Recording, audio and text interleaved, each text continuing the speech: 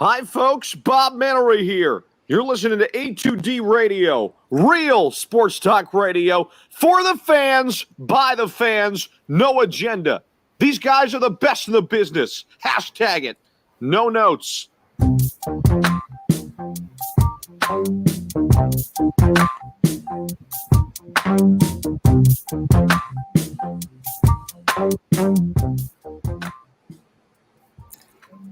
Good evening, A2D family. Thank you for tuning in to another edition of On the Road to Victory. I am your host, Jimmy Smith, and of course with me is my co-host, Jacob Frill. And of course, always joining us, such a busy man, but always pleasures us with his, look at you down there just dancing away. We love to have you, Tom. Thanks for joining us tonight. Dude, are you ready to talk some birds? Because I'm ready to talk some birds. Now, we thank everybody. I can already feel it, but don't worry, guys. We're going to get into it. So we thank everybody out there for tuning in tonight. Our show is brought to you by our doc, Dr. Paul Vidal. You can check him out in the Cherry Hill, Princeton, and Burlington locations in New Jersey. He's our doc. Make him yours. That's Dr. Paul Vidal. You can check them out at specializedphysicaltherapy.com. That is Specialized Physical Therapy, LLC, Dr. Paul Vidal.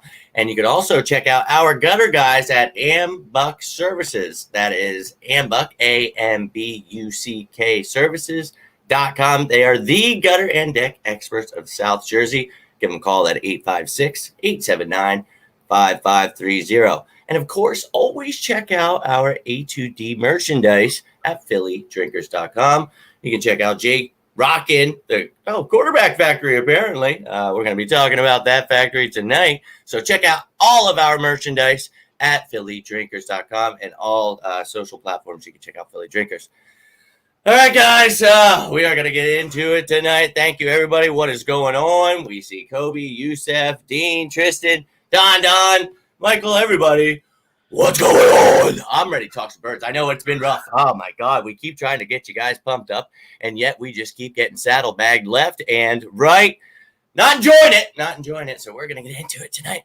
So let's just start with this damn poll question. Let's get it out of the way. Ladies and gentlemen, if we lose to the Cincinnati Bengals, are we doomed? Is this season over? I don't care about statistics, mathematics, it's not over. Yeah, right now I'm trying to ride that boat, but if we lose to the Bengals, I'm going to have to go ahead and agree that this season is done for.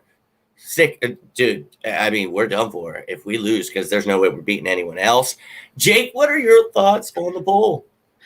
Yeah, I'm just going to be upfront. I have to agree with the poll because honestly, there's a lot that goes into it. If Carson struggles again, the defense looks like shit.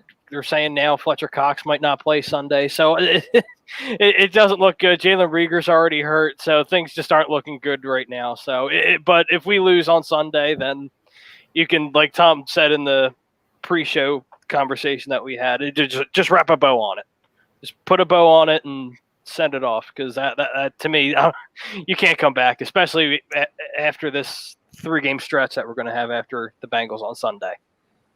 Yeah, and I mean, we want to definitely hear it from you guys here. You know, Kobe says that, well, I mean, obviously, if we lose to the Bengals, it's not necessarily over, but Wentz is benched. Well, I mean, if he has a bad game, we'll definitely get into that. But, Tom, I'm definitely intrigued to hear your thoughts on this. I mean, it's yeah, me too. Kind of a no-brainer, right? So let's hear what you've got to say about this game here and if we lose to the Bengals. Yeah, I mean, you mentioned intrigued by what I have to say. I mean, I guess I'm intrigued, too, at this point. Because, in no way, shape, or form did I think this roster was an 0-2 football team. Did I think the offense on the outside was as good as expected? No. I mean, I just didn't believe in what was out there. I mean, I tried to. I tried to believe in the puppies. I tried to believe in JJ. I tried to believe in Deshaun as a whole, But listen, if you already lost to Washington, which we all can say that we don't believe is a really good football team. Upgraded, sure. Playoff team, no, right? So now, okay, you lose last week to a good football team in the Rams. Fine, we can deal with losing to good football teams. That's part of the business, okay? But then you're telling me we come back this week and now we're going 0-3, and not even 0-3, but we're losing to Cincinnati Bengals. Over. I mean, listen. I mean, guys. I think guys get fired. I mean, I think people lose jobs soon if that's the case. Like I could watch a football team crumble. I mean, I could watch them actually consider benching their quarterback. I could watch Jim Schwartz get ran out the door if he doesn't play well. You know what I mean? But like if they lose and Carson balls out, then that's not happening. So it's the way you lose. But I'm not there. Like people are there, and they're the people on ready to jump. I'm not. I'm walking there, right? I'm walking to get ready to jump, but I'm not there. And I refuse to put myself there, even though if they lose, it's more than over. Now can they go on a run? I guess. But you're digging. I mean, you're an 0-3 football team. I know they've been resilient, but I mean that's really resilient. You know what I'm saying? That's a whole nother type of resiliency that I don't even know if anybody has. It doesn't happen often in the National Football League. The difference from 1-2 and 0-3 of teams making the playoffs, and I'm not a number guy, it's drastic. It's drastic. So I'm going to play on the side of math, and I'm going to say, yeah, it's a wrap. It's a wrap. This football team defensively stinks, and I don't care what anybody wants to say. Right now, they stink. So you can't come in and get it and beat up on a rookie quarterback, right? A bad roster. You can't come in and beat up on a bad roster. Then they shouldn't be a playoff team anyway, and their season should be over. And we should be talking tank for somebody. So that's my thoughts on it. Because this is too good of a roster defensively for what I've watched, and too good of a quarterback for what I've watched. Too good. Guy I stick up for all the time. So if they go 0-3, there's big time freaking problems. And if it's because 11 doesn't play well, I'm not telling you to sit them down, but I got an issue. Okay? For no matter what, if our defense gets gashed against Joe Burrow and Joe Mixon, bring up all the practice squad guys. We're losing for the best defensive player in the draft then. So whatever way it goes, it's going to be ugly if they don't win this football game. People are going to burn that shit to the ground. I mean, the link might not even be there by Sunday night if that happens. I agree with you. I think that, that would just be a nightmare. But I also agree with something you said a little bit earlier. I'm not running there. I'm walking with you, though. I'm accepting the fact that it's very real. That's a realization I have to come to that, damn, we lost to the Washington nobodies. And, like you said, it's acceptable to lose to the Rams. Not acceptable in the way that they were able to just beat your ass and you didn't adjust to anything. I was just shocked by that.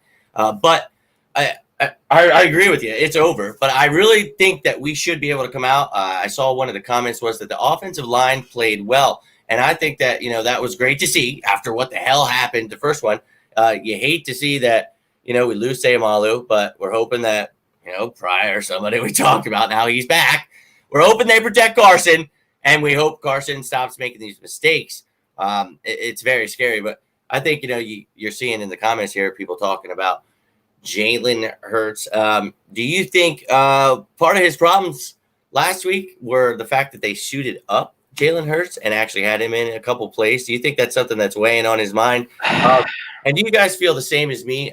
Because at this point, we were upset, right? Because I wanted to throat punch Howie, but now I want to choke slam him because now he's created this mess again where we got rid of Nick Foles, and now you have the quarterback factory that Jake's wearing on his shirt here. And I am finally about to jump off. I can't with Howie. I think I'm going to snap. So, Jake, it sounded like you wanted to say something there, so please let us hear your thoughts, man. Yeah, I think with me, I was really, to be honest with you, I was really shocked more than anything that they brought in Jalen Hurts as the backup and put what? Oh God, I'm forgetting his name. Oh Lord, J.K. Dobbins. No, our now third string quarterback. I'm forgetting his name. Nate Sudfeld. Nate Sudfeld. Thank you. But it's just this early though is very, very surprising to me. You're almost asking for a quarterback controversy at this point. And honestly, how much and I'll ask you guys this question, how much would that conversation change theoretically if Wentz continues to struggle, continues to play bad, continues to have bad throws, his mechanics continue to be bad? how much does that conversation change? And it's an honest question. With a $100 million quarterback with a lot of years still left on his contract, and we spent a lot of draft capital on him, how much does that conversation change? It's an honest question. How much does that conversation change? A lot. Trade him. Tom mentioned it, right? Tom said that. Go ahead, Tom. They'll trade him. They'll trade Carson Wentz. They'll trade a team. That's a team-friendly deal in a year or two, right? Mm-hmm. I mean, it's sickening to talk about, but that's what they'll do. That's what Howie Roseman will do because he thinks he's the smartest guy in the goddamn room. All right. So to Jake's point, absolutely. People are going to be calling for him. And this is the situation that they built. This is the bed that your general manager did on draft night to they even have any type of controversy at the quarterback position. Listen, I can't talk about it anymore. I mean, whatever the case may be, Carson Wentz needs to play better. That's it. Mm-hmm. That's it. Yep. Right? Okay. First couple of weeks, you're trying to do too much, right? Because you're sniffing the guy behind you. Then week 2, they dress him, and he's your backup. And here we go. Right? So you know what I mean? It's always going to be in the head, but you got to perform now. You got to put it aside. You've been through enough. You should be able to know how to deal with it. I need the quarterback I saw over the last 4 or 5 weeks, even the Dolphins game. I need that quarterback over the last 5 weeks of the year who was money, right? Money with nothing. Yeah. What the hell? Back. Let's go.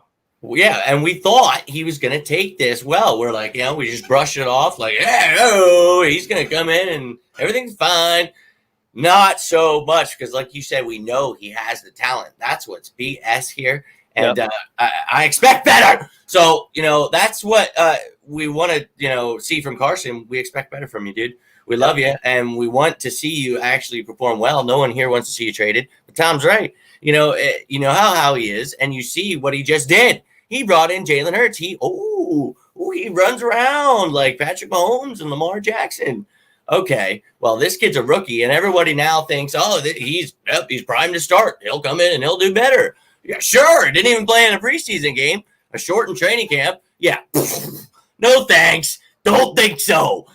So we need him to perform well, or this season's over, and I can't take it after this whole quarantine BS. We waited so long for this. We were so pumped. God! And I'm broken about this. And I can't. I blame Howie now. I really do for all of this. This is his fault, and he created whatever this is, man. And it's like this quarterback, not even a controversy, just in the back of Carson Wentz's head, and now not allowing him to do whatever. And one of the things we've been talking about that's now been mentioned, and I heard that Tom was talking with Jaws with, it's something. Do you think that they're putting too much into the head of Carson? And then I heard from another report, he's just not listening to all the things they're trying to put into his head. So is he just like, holy shit, like I was doing fine when I was running out of the pocket doing simple things, and now you've got 27 heads in the office and everybody's telling me a different thing at a different time. Tom, you're the one that got to talk to Jaws about that one. I'd be intrigued to hear your thoughts on that. Yeah, I mean, his thoughts, that could be part of it. That's what he thinks could be part of it. I mean, could it? Sure. I mean, it could play a little bit of a factor, but I mean, that's all around the league too. So my issue is, and me and Joel, I don't know if we saw eye to eye, but I think we did, if we would have been able to talk about it off air on what I was trying to get at, but he needs to be able to move around. I mean, he needs to move around. He needs to, when he got to run for 10 yards, run for 10 yards. Get down. Okay? When you need to roll out of the pocket, make something happen, you roll out of the pocket. Right? Where are the RPOs? Okay? Where are the design rollouts? Okay, I'm not saying design runs. I'm talking about design rollouts. Now, if things break down in situations, why aren't you just taking off for 10? Are you being told not to? Or is that a you decision? Because I didn't draft this guy to be Uncle Pocket Passer Joe freaking Montana. I drafted him because he's a tremendous athlete and can do things that we thought other quarterbacks couldn't do, especially on the run and on the move, right? He throws better on the move. Some guys like to throw better and do things better on the move. Now, you can't always roll your quarterback out, right? Mm-hmm. But I'm talking about you RPO it, right? You force the ball out quicker, right? You're forcing balls out quicker. So you're putting pressure on defenses. So you're doing other things to put pressure on defenses and then to get your quarterback, let's say, in a rhythm, right? Like a first pitch strike in baseball constantly. Like he's in a rhythm. He's throwing strikes. That's what you want. I mean, you're coming out for the home run early, fine. But I need to see some more of this type of stuff. And at the end of the day, I know Carson has full carte blanche at the line. I mean, I've heard other stories about that. That's a crock of shit. So how many play calls is he changing? So, I need to see some. I'm not talking about what's down the field. I'm talking about inside and outside the pocket. I need to see him be the player that we drafted him to be, not trying to be what we tried to make Donovan. They're like, sit in the pocket. So, okay, you want to sit in the pocket, but he doesn't have a true number one on the outside when every legit quarterback in football has one. Oh my God, I can't do this tonight. Everyone has one. Everyone has one. Everyone has one but us. We draft the gadget man in the first round instead of like going and getting like a pure one. Like and you could have got a pure one in the second. Yeah. Mm-hmm. Yeah. You could have draft both. I would have been fine. I would have been like, you know what I mean? I would have rubbed my hands. Let's go. Double dip, baby. Yeah. Yep. One goes down, we get the other one still. Yep. I really thought this was the draft. Like, here we go. We're loading up. We need to get young on talent. We have too much cap, right? Pelto, I'm not fucking crying. I'm telling you. We're talking birds. Calm your panties there. He's always doing this to me. He's always trolling me. He's always trolling. Look, this is just unfortunate events, and we're allowed to be pissed because that's the thing. And, we try to look at it from, objective. We don't want to sit here and be homers and sit here, because we've seen complete crap every Sunday that we've got to see so far. So we expect better, and that's what we're asking for here, and that's what we're talking about. Carson Wentz needs to be utilized. You talk about extra time in the pocket. Well, use that shit running. I'd rather see you running. Well, maybe he gets hurt. Whatever, dude, because you're maybe going to get hurt getting crushed in the pocket sitting there for an hour and a half. Dude, and half the time you don't even have that time. I mean, in the first game. So we're going to try to calm down. This is a game where he needs to come out. You have to beat up on these guys, whether or not, Arcega-Whiteside, he sucks, but you at least need to make him part of it where he's doing something where Deshaun Jackson can get open, be used more than 77% of the time. Get Greg Ward involved. Ertz and Goddard are amazing, so use them. Run the damn ball. Run the ball. They gave up 200 yards last week, obviously to the Browns. But come on, Miles Sanders, baby. You can use the screen passes. Oh, you can make Carson Wentz, easy throws. I don't care if they say there are no layups or anything. So, Jake, what do you think about, Carson Wentz? Is he going off track there? What do you think was going on there? Jake, real quick, yeah. Don't forget this. I just want to remind you guys. I want to say this because I know I might forget about it. But we'll talk about it later. But a lot of teams are now saying they know what's coming. That's all. We'll talk about it a little bit. Jake, go ahead. I just didn't want to forget about that. So remind me. For sure. Can you repeat the question, Jimmy? Sorry. Yeah, we're just talking about Carson Wentz. Is it that he's being overloaded too much with stuff? And is he just saying F it? Like Tom kind of said, like, is he at the line? Like, but I mean, does he have a right? Because they're not using him right. And they're trying to make him like they did with Donovan and sit in the pocket when he should not be doing that, especially against the last two teams. Yeah, I think it's all the above, to be honest with you. You have a bunch of new coaches here now. You have a guy that's Impress Taylor, who's the quote-unquote offensive coordinator or offensive assistant, and you have a bunch of other guys, quarterback gurus, and a bunch of other coaches on Doug's staff. Who do you listen to? Your head's spinning in a million different directions. Your mechanics have pretty much fallen in the toilet. It's year 5. That's a concern, and I can understand that Carson's also frustrated. I get that completely. But at the same time, you have to buckle down. And it also falls on the coaching staff, too, because what Jared Goff did to us last week is the same exact thing Carson Wentz should have been doing last week. Doing designed rollouts, play actions, bootlegs, stuff like that. And that's what I think they need to do this week, Jimmy. Just get him comfortable, easy, simple throws, quick slants, quick plays, get the ball out of his hand quick, get him in a rhythm, and then start getting a little more complicated with the playbook. You know what I mean? Definitely. And that's something that, I've been talking about for a little while with you and, just trying to understand why they weren't doing it in week 1. Some of the things that make Carson Wentz better, make this team better with the weapons that you have. And I don't understand it, man. It's really starting to piss me off. And, the last comment was, Could we go 0-6? I mean, it's very possible. That's Very scary as hell. possible, absolutely. If you lose to the Bengals, it's definitely possible. I mean, I'm absolutely. jumping through this wall. I'm lighting myself on fire. Scroll down real quick because I just want to prove a point here. Scroll Sure, down. go ahead. The wide receivers, Andy, when you get a second. Look at all those people making All receptions. right, look right there. Right there. Right? I mean, you're talking about look at the weapons he has on the outside. Now Woods didn't have a big game, but Kupp always find ways to get open. Mhm. And Higbee obviously had a monster game on the tight ends. But Thank you're you. So good. talking about a quarterback that has I don't know, he has legit weapons all over the field. I mean, I guess we do too, but I mean, I don't know. I'm not making excuses anymore. He's got to play better. Deshaun Jackson is on the field. Now you don't have Reagor out there. Alshon looks like he might be a week or two away, which is great news for this football team. So, yeah, go ahead, Jimmy. I just wanted to see the receivers because just see what kind of games they had. Wow, you got a great point. And if you look at our list, it's like, you should be able to do some things with that. And why am I watching?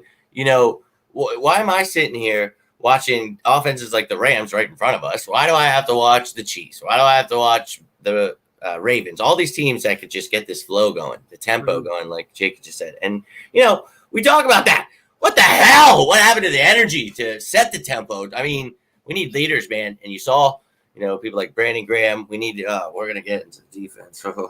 But, Carson, love you, man. But I swear to God, if you fail in this game, it's just going to be rough. And I can't worry about any other quarterback right now but him. And Jalen Hurts, I understand people want him. And woo, there's people that were hoping Nick Foles. And I saw someone comment that, look, dude, he's not even started for the Bears. That's ridiculous. He couldn't start for the Jaguars. Ridiculous. We talk about we love Nick Foles. We're behind him. Win the Super Bowl. Woo. But right now, who cares about Nick Foles? Dear God. Carson Wentz is our quarterback. We should be hoping that we win. Dude, if he starts clicking and this offense starts going, we're a much better football team than a rookie quarterback. That trust me, and like Tom just said, Alshon Jeffrey, he was back, had his helmet on, limited practice. He will not be playing this Sunday, unfortunately. But I actually had a little inside scoop on this earlier today. It doesn't look like he'll play against the 49ers, and he might come back against the Steelers, but we'll see. And it's like, oh my God. Why didn't he just start on the pup list like we talked about so many times? Make sure he's healthy. I'm frightened, but I get it. Every game counts. So if we're in a rough spot, we're definitely going to need him back. So how did you feel when you saw Alshon back? I mean, he looked pretty good running some routes. And, I mean, it's just nice to see him actually doing something rather than nothing, right? Mm-hmm. Yeah, I think me personally, I'll be excited when he comes back, but I mean, cool. It's better than think of it this way, Jake. Okay, let me get you a little more excited and into this. Okay. JJ Arcega-Whiteside at the X receiver or Alshon Jeffrey? Oh, Alshon Jeffrey. Okay. So now I'd rather have DK Metcalf, but that's a whole different conversation. Oh, of course. Yeah. But go ahead. But what are your thoughts on us?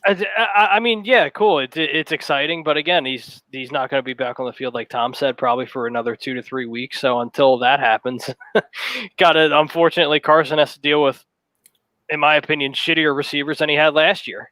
You have a bunch of unproven guys, a bust in a second-round pick, and JJ Arcega-Whiteside. I'm calling it now. He's a bust. It looks like it. And I think that was pretty much the consensus year one. But right now, he's a complete and utter bust. John Hightower, you don't know what he is. Greg Ward, he's nice. He'll get you catches on short yardage and stuff like that. You just have to utilize Dallas Goedert and Zach Ertz. That's all you have. That's it. Yeah. Can Arcega-Whiteside just be a decoy at least, right? Even then, that might be too much for him. Yeah. I mean, they've been talking about him like, oh, yeah, we got to get him in there and use him. And it's like, yeah, we know. We were really hoping that he didn't suck like he did last year. But it's really just sucking it up. Derek Gunn told me that, he's like, well, if he's not getting targets, so you can't really hate him. I'm like, I guess so. But I guess Carson Wentz just doesn't trust him. And I guess after what we saw with that pick, I can see why. So, Tom, what are your thoughts on Alshon coming back and I'm taking Whiteside in the X position here for the Eagles. Well, I mean, I'm absolutely excited for him to come back. You know what I mean? I mean, why would I not be? I mean, it's a weapon that we need. We have guys out there we don't trust. I mean, you just said it, Jake. So, this is a guy that, I mean, health concerns, of course, getting him back on the football field, step one. Step one was today. You hope it progresses well and continues to go in the right direction, right? But I mean, I got to be excited. I got to find ways to be excited because I still feel like this football team can come out 2-2 over the next 2 weeks. And now you're feeling a little bit better about ourselves. Now, the couple of the people, Joseph saying, what was he saying to me? Like, I can't bring up last year when it comes to Wentz on who they played. And now, according to me, Rodgers and Breeze are both going to stink on primetime this weekend because no Devontae, no Michael Thomas. Okay, we'll see if they play as good as they usually do. We'll see. I mean, who do they play against? I don't know. Maybe they play each other. But I just don't know how you're not – like, I don't know how we wouldn't be a little bit excited just to get talent, some more talent on the field. And like Bobby said, you talk about – and I've talked about it too. I mean, when D-Jax and Alshon were on the field together, short sample size, but that was a real good 1-2 punch. I mean, come on. I mean, is this a real conversation? Like, who the hell I'd rather have? Would I rather have Deshaun Jackson and Alshon, or would I rather have Deshaun Jackson, freaking Jalen, freaking, the list goes on. JJ, right? I mean, I'll take Alshon over both of them. And that's not a shot at Jalen. It's a shot at JJ. But I mean, Jalen, I got to give him time too.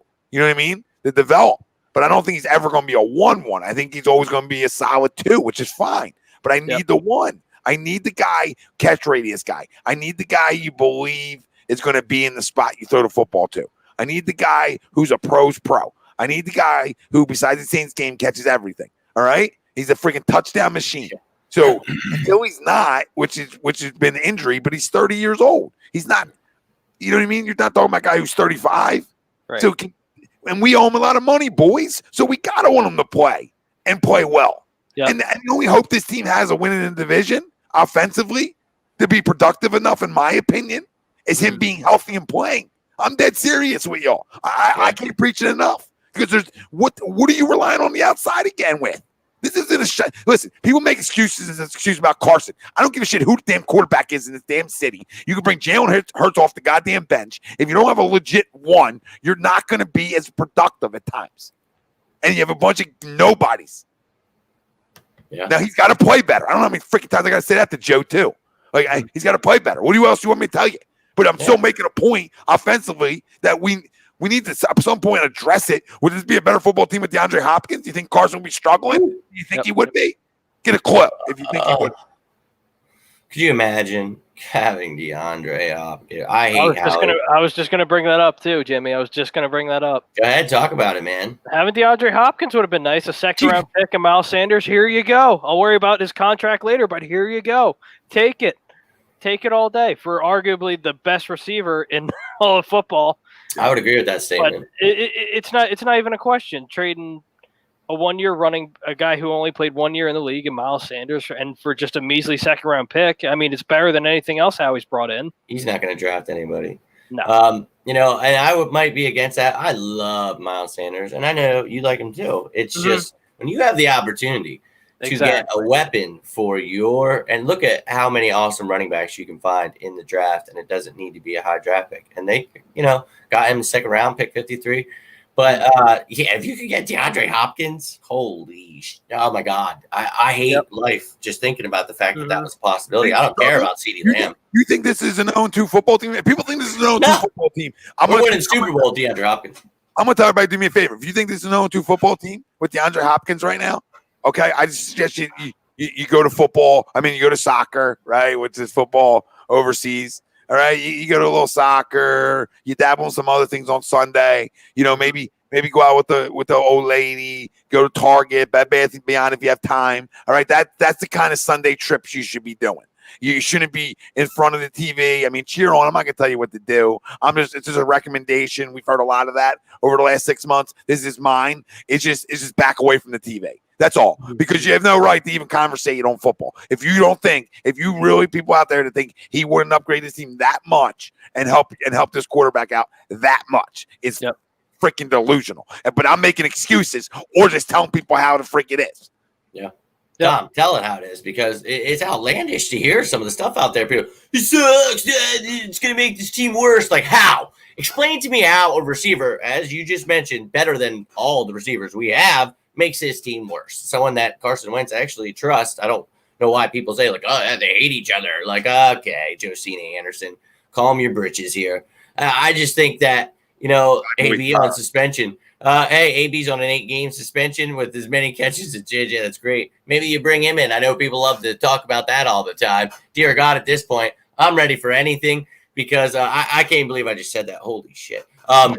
It's literally at this point, I will burn the whole damn link down myself. I don't really mean that. But I literally will be pissed if we lose this game and we're screwed.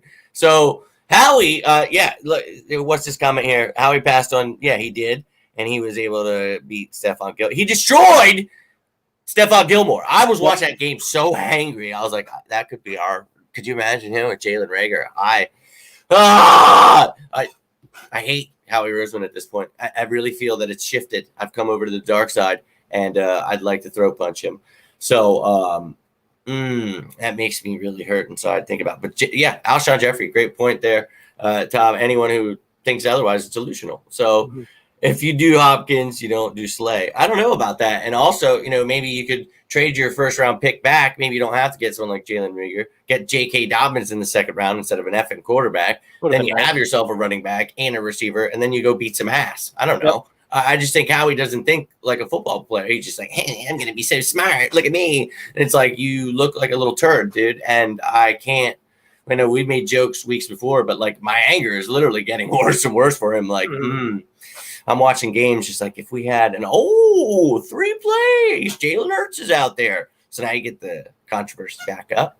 Yep. Literally pointless. I'm pissed. I'm going to be real with you guys, and we better win, or I'm going to be real fucking pissed next week. I'll be real with you.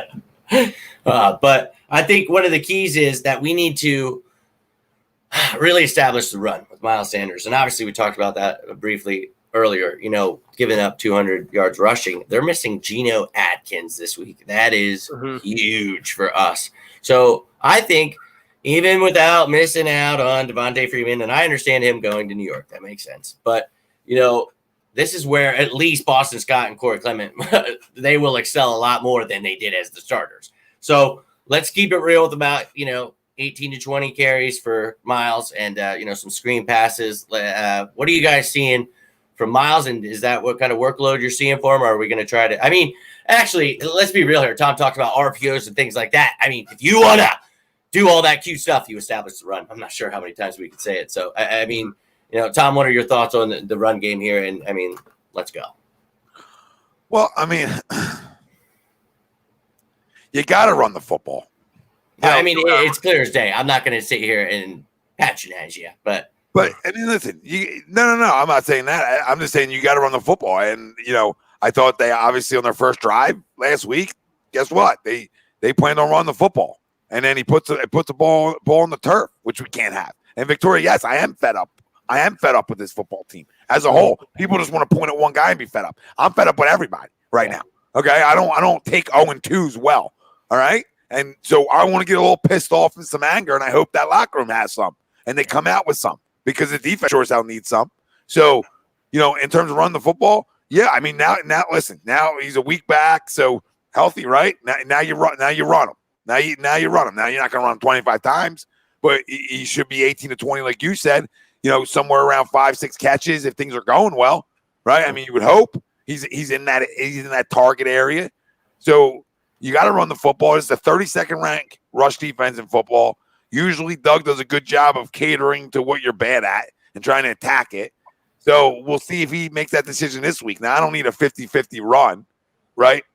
I don't need 50-50, but I'll take let's say this week I'll take 45%, 55-45. So, yeah, I mean, I agree. I think that's right around the touches for Miles. And then, Boston Scott might even see 10.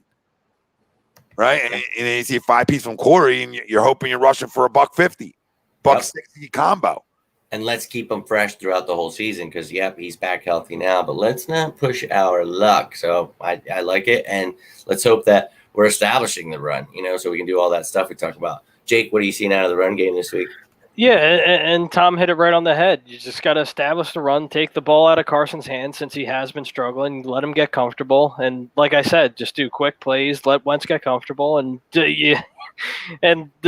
like Tom said earlier, it's the 32nd ranked defense. If you don't run the ball this week, then I've lost all hope at that point. But you have to run the ball, plain and simple. You have to get your running backs involved, even Corey Clement. You have to get them all involved this week. You have to. Mm-hmm.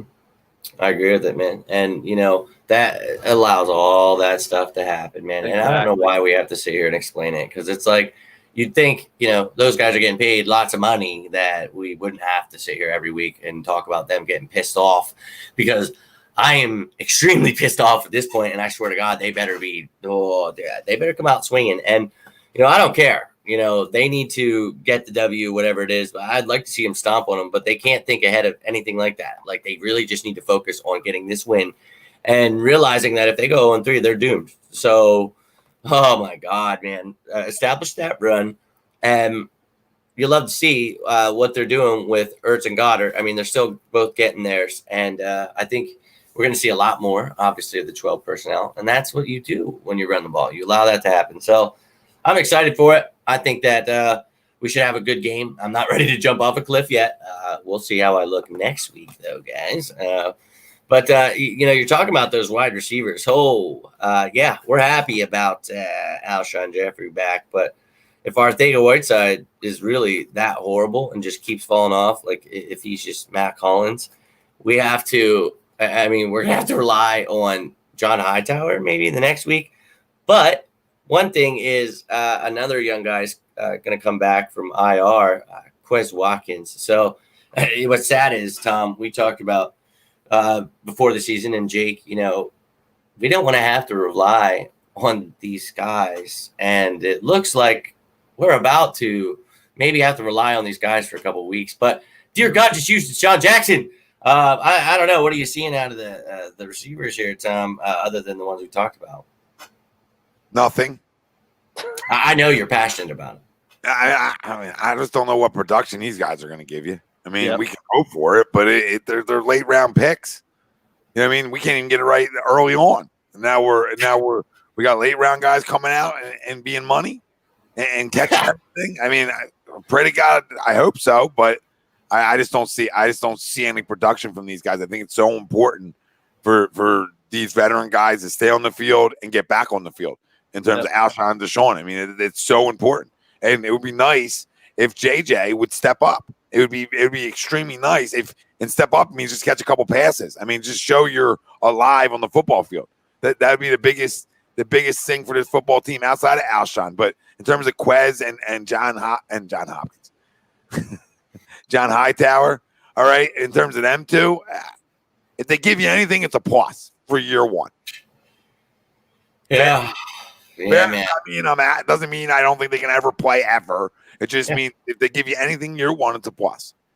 Yeah, and trust me, I didn't want to even have to bring him up because, unfortunately, we've talked about this. I really think that, and Andy will definitely get to the, defense here and what Joe Mixon is going to do. And I love all the questions, so keep them coming, guys, and I'll definitely try to hit on everything. But the receivers here, I think that it's sad that we have to talk about it, but like you said, there was no preseason. We've talked about this for weeks. There's no preseason, shortened training camp. You can't expect much from rookies anyway, especially receivers. And now you want, Alshon, please come back, stay healthy. Like you said, we need the veterans to stay healthy. We talked about this year, that being the key, stay healthy. And it's been nothing but just losing people. So scary as hell. Now, before we get to the defense here, the offensive line, another week of talking. Every single week we've been talking about a different offensive line. Mhm. Every single effing week on this show we have had to talk about. So now this week, Herbig is moving over to the left guard, and now Matt Pryor is in the right guard.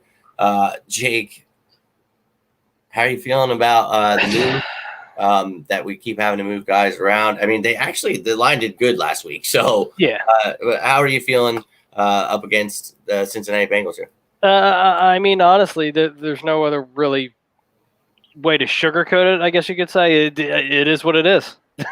It is what it is right now. And this is a complete and utter indictment on Howie Roseman, talking about the wide receivers, piss poor wide receivers, and no offensive line depth. It falls completely on Howie Roseman. But again, Howie wants to be the smartest guy in the room since we won the Super Bowl. So again, Yeah. I mean, again, like you said, Jimmy, you're right. They did play well last week, which is good. But it's just, God forbid, with how crazy this year's been with injuries around the NFL, God forbid one of these guys goes down, you're screwed. You're in trouble. Oh, yeah. God Jack forbid Driscoll, Suo Peta. Yeah, I mean, Driscoll showed a And little I bit. love Driscoll. Yep. Yeah, Driscoll I'm fine with. I'm fine with Driscoll. But then you have everything no else, swing tackle at all. Yeah, exactly. The God forbid if Peters goes down or Johnson goes down, you're going to have to rely on the seventh round pick rugby players. So, and then after Mailata, who do you have? who do you Nobody, man. I'm petrified. Driscoll. He's the guy that can play guard at that worst. Oh my God. It's just a whole comedy of errors on Harry Roseman, and it's just a mess. And people want to point fingers, blame Doug and Carson Wentz, rightfully so, and I understand it, but they don't deserve the complete blame. Harry Roseman also deserves a lot of the blame too, but people aren't really talking about that. Yeah, and it does, and we're gonna hit on everybody. This is just and like just explaining to the fans. I know you know, but.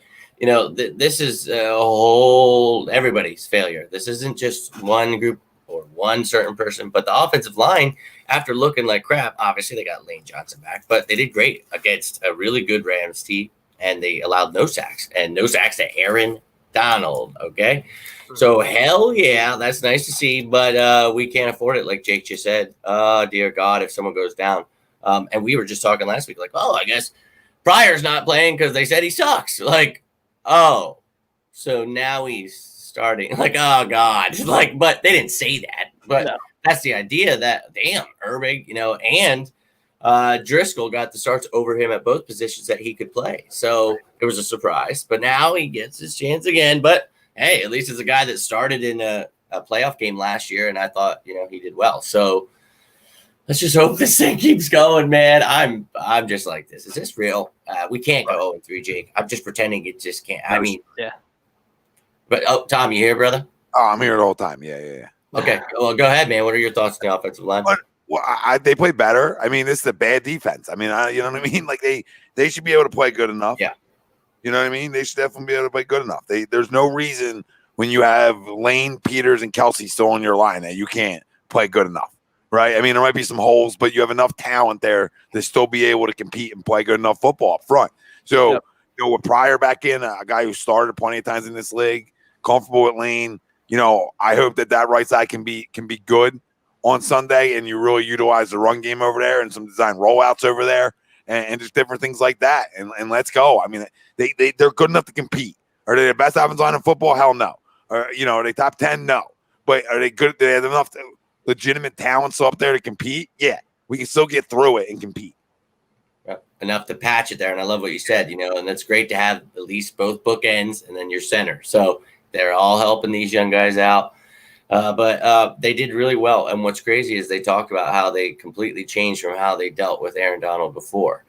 So maybe the Rams thought they were going to bring something different, but the problem obviously was Carson Wentz, but also Doug not using him the right, so we keep coming back to all these different things, but at least the offensive line, I heard Trey Thomas talking about it, and it's just like, he was impressed, and he said some pretty funny stuff the last couple of days, but we're all just trying to get by, man. Like it's really scary to think, we're 0-2, and it's a bummer. It's hard to get excited about a team that you're like, we should win the first 3-0, and then we'll have a tough stretch. Now we're looking at, Howie, it comes back to you. Not adding, we come back to the second round pick, even whatever else you did. We talk about Cushenberry, a guy that would have been great on the interior, could have been the future at center, but no.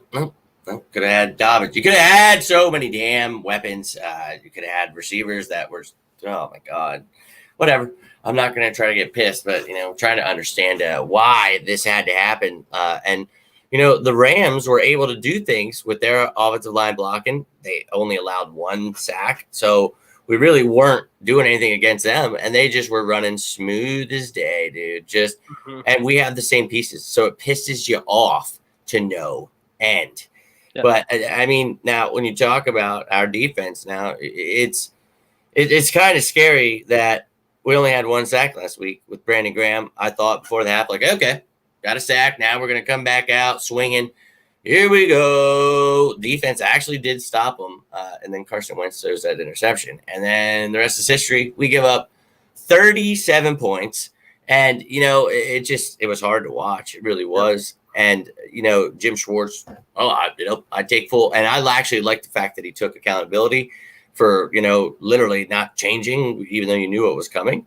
And it was all just the same crap. Gadgets are one-trick ponies that can run straight, and that's about it. They're a pretty damn good team, and they just smacked up on us. And we talked about that. They were going to be a challenge, but that was unacceptable. A field goal in the second half. That's just in both second halves combined.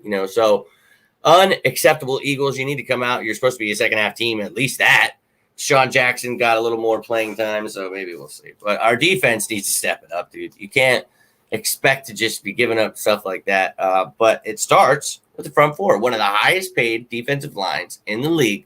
You put an emphasis on it because, Jim doesn't blitz. So front four, got to get to him. And, I understand his system, but at some points, it's like, just the same as offense. You got to mix things up, man. Keep people guessing.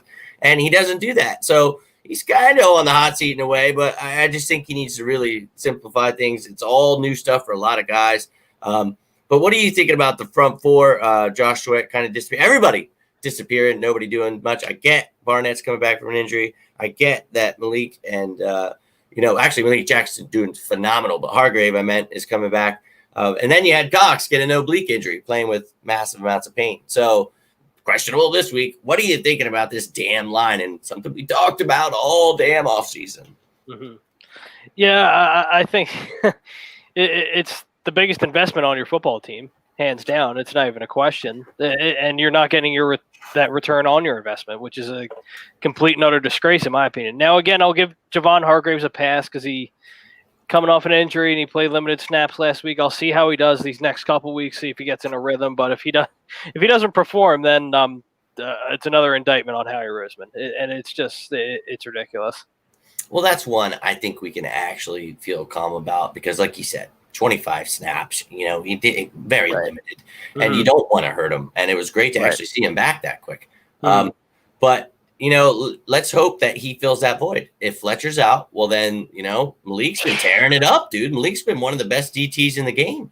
Yep. So if he can come in Hargrave and show us what we've got, and then we get Cox healthy the next week against a running team like the Niners, and they're actually a little banged up though, that'd be nice. But trying to feel positive about it. I'm trying, but that will definitely that starts. We talk about that, having that rotation. It allows to get the one-on-ones outside for these edge rushers. Tom, how are you feeling about this defensive line? Let's talk about it. People in this city were, conversations last week were Derek Barnett, over Josh Sweat, and now Josh Sweat was Javon Curse, and that was conversation. And the real ones knew like he's in a role which is suitable for him, right? Where he'd excel. Yeah. He's in a role, not limited snaps, but hey, pass rushing situations, get him on the field. Fine. Okay, we're all good there. But when we talk about the 14th overall pick in Derek Barnett, we talk about the amount of money to Hargrave, Malik Jackson, and Fletcher Cox. Yeah. And then we add on Brandon Graham. I don't give a rat's ass who's behind them. Them guys got a ball out every Sunday. Yep. And they haven't. We've had zero pass rush. We can't get to anybody. And unless that changes, I don't expect this defense to play better. Yep. So, I mean, part of it, Jim Schwartz, maybe some blitzes once in a while. You got corners supposedly that you can do it with outside of Avante, who can't cover me or you. Okay, but outside of Avante, you got corners you supposedly are able to do this with. So, I mean, you're good. A little something too here. But, so all your money's there. Everyone talks about Carson. Yeah, Carson's your money on the offense, and he hasn't been good enough. Okay, but defensively, all your money's there. I tell everybody all week long, if you called me and said, Tom, listen, I'm in like the Poconos, I'm hunting. I don't got a phone. You call me old landline, right? I say, Tom, Eagles gave up 191 on the ground. My next thing I would say to you, Jimmy, would be how much did we lose by? Mm-hmm. Yeah. All right. So you add that in to the worst turnover differential in the National Football League, which goes on your quarterback and goes on your defense. Okay? Mm-hmm. This is why the smart football guys talk about this year in, year out. To get to where you want to get to, takes two to tango. Okay? Neither's tangoed. Neither's dancing. You know what I mean? There's no tango going on. So until they start both playing better collectively, we're in trouble. Now, this should be a feel-good game.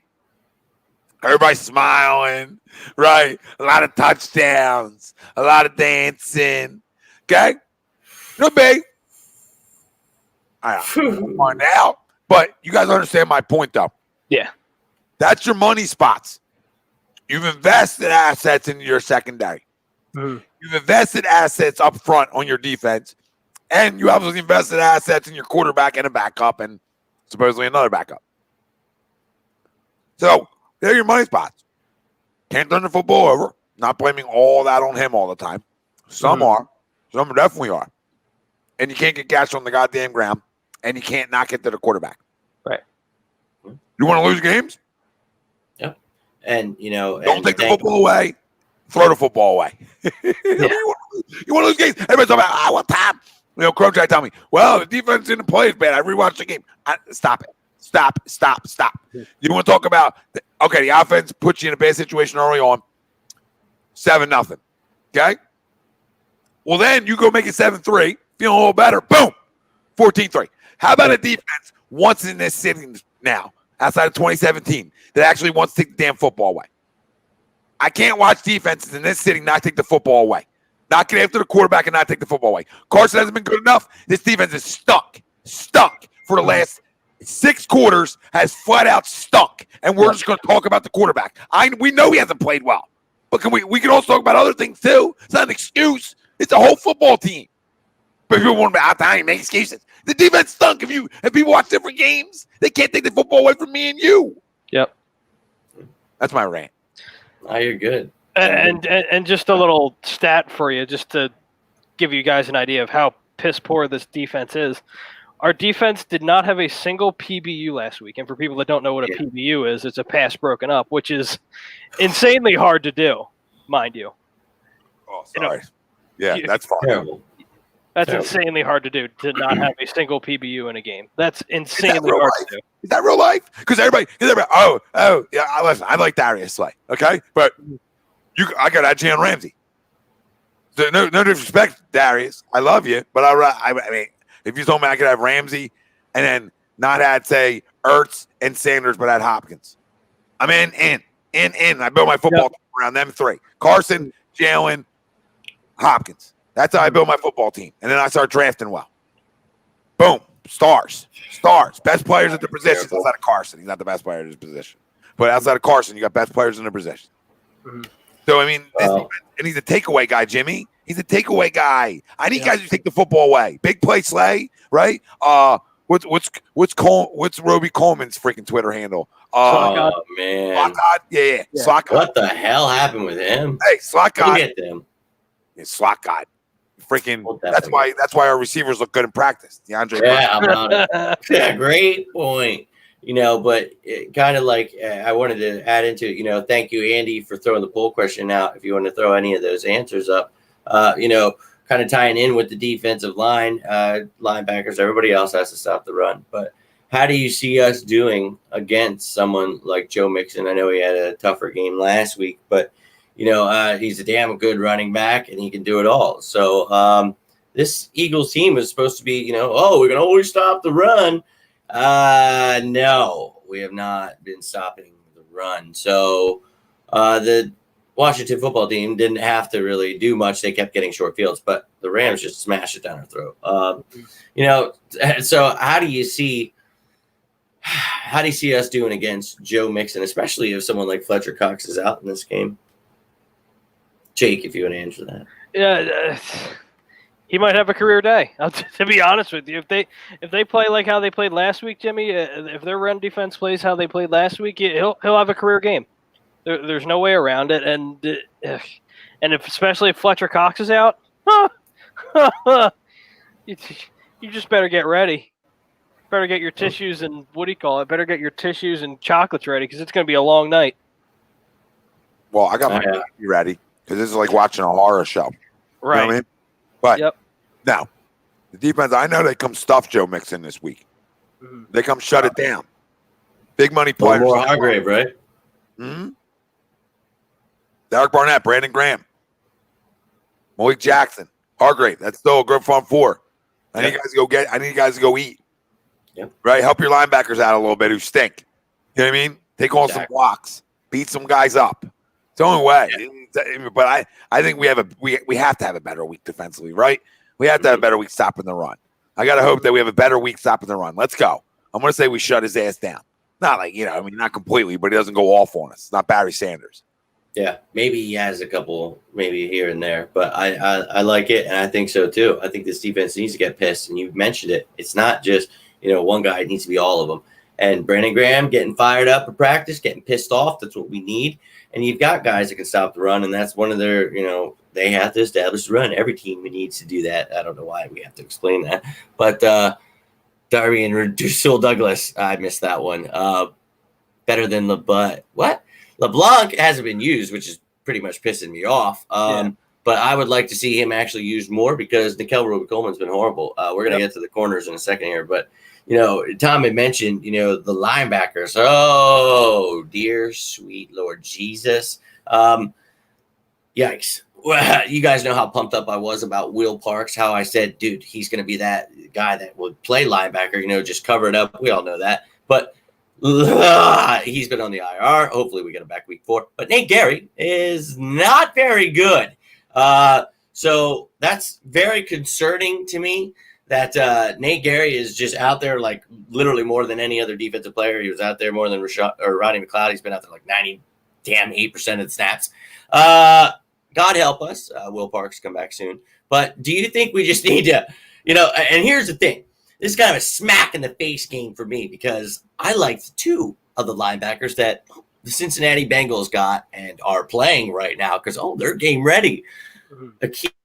Akeem Davis, Gabe Wilson, but we decided for Jalen. Anyways, now we have to go against their good linebackers.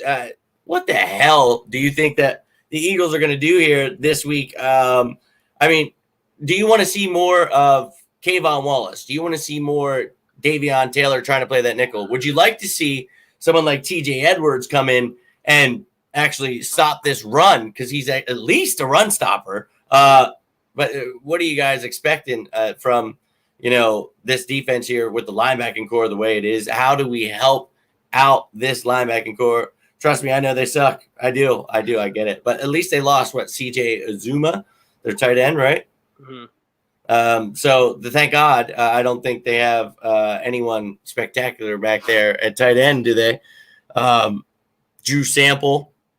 I'm not afraid of him. So I think, dear God, we need to figure it out. But linebackers here, and what the hell are we going to do to cover that up? Well, it's not good.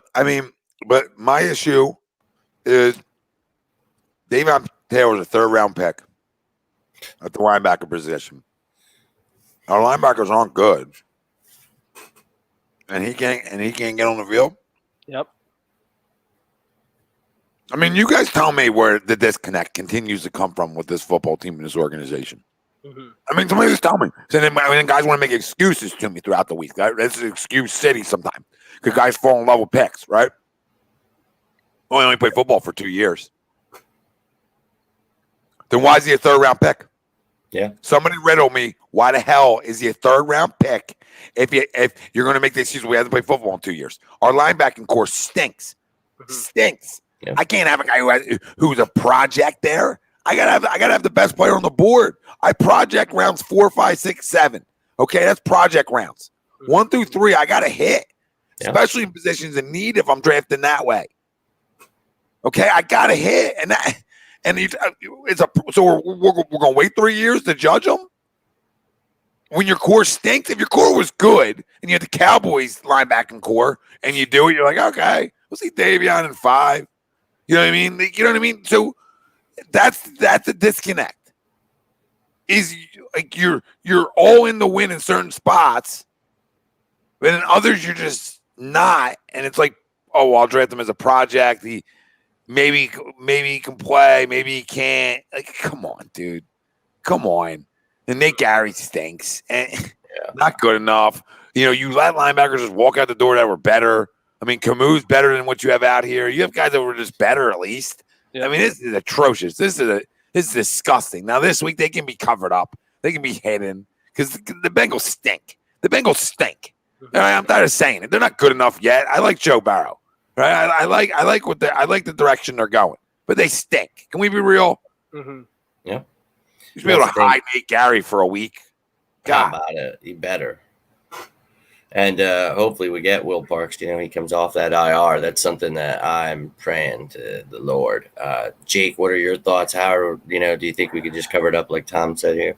I mean, you can try and put TJ Edwards, maybe put Davion Taylor out there just for the sake that you spent a third-round pick on him, because that's what they're doing with JJ right now. It's not Doug's decision. Howie wants him out there just so he can be like, oh, well, now you see why he's a second-round pick. And it's ridiculous because – you have guys that were here in 2017 in Jordan Hicks, TJ Edwards, and Camus Gurje-Hill. And what are they doing on all their teams? Yeah. They're contributing big time. Jordan Hicks especially.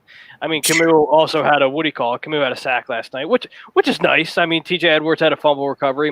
He makes a couple plays for the Ravens, but again, according to Harry Roseman, we didn't need those guys. Nope. Jordan Hicks may have led the league in tackles last year, but we're good. Don't need him. What do we need to tackle? I mean, to be fair, he probably wouldn't have been healthy here anyway. So, well, I mean, I know Nigel got a little crummish on his way out the door, boys. Like when he went to New Orleans. But then I say like all season, like just bring him back. Call him, dude. Back. Yep, I was with you. Yeah, don't have anything. Bring him back for a 1-year deal. Who cares, right? I know. Joe was saying he would kill for Kendricks, Hill, and Bradham. Me too. Yep. Me too. Gongo says, what do you say? Davion Taylor was a 5th-round pick, the 31 NFL GMs. Absolutely. Exactly. And there's this disconnect. So, I mean, it's unreal. That second day was just disgusting. Yep. I mean, what the hell are you thinking? Like Tom said, you got to hit on those rounds. This isn't project. This isn't you're building the factory. This isn't La La Land, you clown. We're trying to win a championship. Are you kidding me? Like, this is pissing me off more and more, and I didn't want to have to be, but now you're losing, and you're seeing it's because of his damn drafting. So Tom asked, where does it come from? Well, it starts at the top. And I guess we can just bring Jeffrey Lurie from bringing him out of the closet and allowing him to do more than just the money. So, sure, maybe he's hit a couple, but damn, the ones he hasn't, it's disgusting. And I'm tired of making excuses. I'm tired of hearing the excuses. He can kiss my ass. I'm pissed. And I really think he needs to get put back in that closet. But I feel the Eagles, they're dedicated to their people, and they'll probably get the excuses that, Corona, it was, a short year. And I don't give a damn. You still didn't put depth where it needed to be. And that's unacceptable. Jordan Hicks stayed healthy last year. And exactly, Chris, not in Philadelphia, but he does everywhere else. Leads the damn. I had him in fantasy football. I played with defensive players. Guy did great for me, of course. When I got him, oh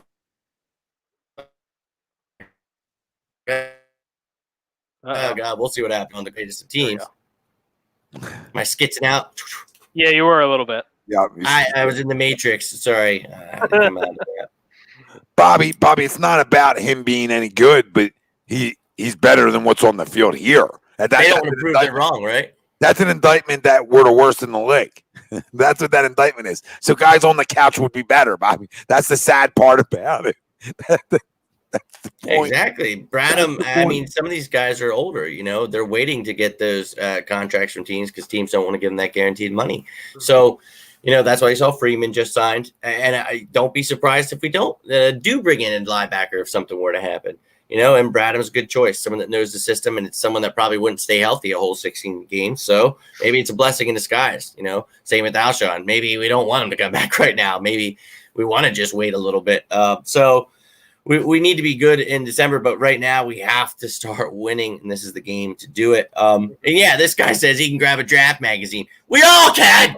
That's the disgusting part at this point. It's sad. It's maddening. Because he tries to be cute, and like when he smiles, like when I see him now, I'm just like, I don't know what it is about your face, but I just want to punch it. Something about and it drives me insane. And Howie is just killing me, and he's probably going to get another year, and I'm just going to be disgusted next year. I don't even want to do any mock drafts. I don't even want to talk about it. Because we should probably say, how is Howie going to F this draft up? That should be the mock draft.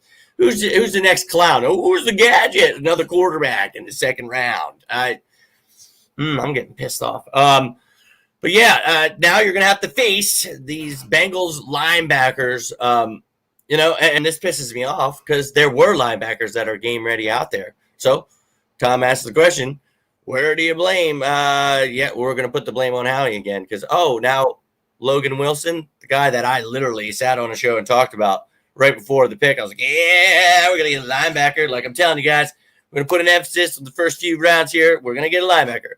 Well, I should have watched what I said because, we did. And it was the next round and a guy that could have literally been picked in the fifth. And this isn't a team that, we're so good. We're like the Chiefs. We can just pick up guys like McCole Harmon and just hope that they turn out great, which they do, of course, for them.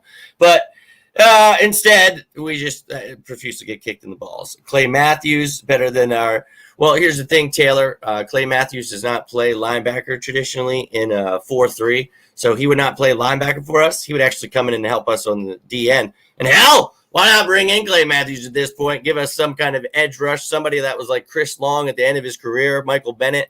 You don't expect much from these guys, but like Tom had said about Josh Sweat, a guy that comes in for his role. He knows what his role is. And we need to get to the quarterback. This is unacceptable. You're one of the highest paid defensive lines in the game, and you're not getting to the quarterback. I can't take it. And a team with so many gadgets, you should be able, like we had last week, and a second-year quarterback the week before. Those are guys that you could definitely find ways to get to, and we just haven't been doing it. Unacceptable. So we've got ourselves a rookie coming up this week. Kid looks pretty damn good. I'm not going to lie to you. Tom had mentioned it. Jake, we've talked about this kid coming up to us, and he's looked good. He's got guys like A.J. Green, Tyler Boyd, John Ross, T. Higgins, right? Yeah. So, damn, they've got some receivers. We're going to need to see some Cre'Von LeBlanc, I think, this week. Roby Coleman's been getting eaten alive. Darius Slay's been actually doing decent, but we need to see some turnovers. We need to see some plays. Like Tom said, your nickname's Big Play Slay. Well, then make some big plays, right? And then Avonte Maddox, I talked all off season about how, and there were reporters out there. Everybody was just whoop, whoop, riding their pony. Like, I'm telling you, Avonte Maddox will be the number 2. I'm so right. I'm so right. So happy. And I said, be careful what you wish for, because if he's the number 2, we are screwed. Sidney Jones, I prayed every night for him to please turn out to be that number 2, because if not, we're screwed. Avonte Maddox needed to be that versatile guy, a defense corner, inside, outside, could play safety, do things to help this defense. Sure, man. But not start as our number 2 on the outside. I want to punch myself in the face with this cornerback room. Do you guys think it's just a lack of playing time together? Or, I don't know how to see this defense yet, because the Washington game, we gave them such short fields. But last week the defense sucked ass, and a lot of it is on Jim. But so what are you guys thinking? Are we hoping this is a turnaround game? Because even though this is a crappy team, a great test against some pretty damn good receivers. So Tom, how are you feeling about this receiving core? And how do you think that it's going to go down with Joe Burrow and company? Well, I mean, a lot's dictated on getting pressure up front. I mean, if you're not getting pressure up front, it's hard to win on the back end. But listen, again, a lot of money and assets put into what we thought were good additions in Slay and Coleman. You know, Slay's played fine. Coleman hasn't played well yet, right? We thought, you know, obviously bringing Rodney back was big. I think Rodney's played okay. Jalen has been hot and cold so far at the other safety spot. And then, honestly, if you watch it, Avante's getting beat all around. It's just sometimes they won't throw the ball over there. That's my biggest concern Sunday is who's he covering? Tyler Boyd? Yeah. I mean, Tyler Boyd's going to eat him up. That's concerning to me. So we're going to find out, you know, who the next guy they're going to try running out there is if things go south quick on that end. Now, you can cover that up in ways and help it and leave Slay on islands. But at the end of the day, you got to start bringing some pressure. You got to start blitzing the guy. Now, we don't need to blitz every play. But, I mean, can we just mix it up? I feel like this team – I know it's Jim Schwartz's MO, but I'm like an aggressive cat, and I want to go get you, right? And if my front's not getting home, I want to try to create that energy and just hit quarterbacks. The more I hit quarterbacks, the more I make them hesitate a little bit, right? Them maybe not step into a throw. I get an advantage by putting you on your ass. So that's what I need from my front, and that's what I need from Jim Schwartz to get creative about some stunts, about some different things like that, and how about we bring some guys? I mean, Nate Gary, the one thing he should be good at is running fast and straight. So, you know what I mean? I mean, God. So can we do something? Can we bring Jalen on a blitz? Can we bring Rodney on some blitzes? Can we just mix it up? I mean, I thought that's why we went out and got a number one quarterback. I thought that's why we got Darius Slay, so that we could cover man-to-man. I thought that's why we got Roby Coleman, so we can leave these guys on almost islandish and be able to get home in time. Well, we're going to find out, Jimmy, because if this offense beats us up, then we just know this defense isn't good enough this year. Yeah, great point. And that's the thing, you know, it's a great test, you know, because as much as people are like, well, it's just the Bengals. It's like, oh, is it? It's not, because like you said, who's Avante covering?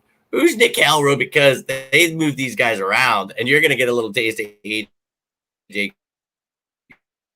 Green all over the place. John mentioned, you know, Higgins. Yeah. And I like what someone said about, spying Joe Burrow, because he will run. That's kind of where I was talking about a guy like Davian Taylor.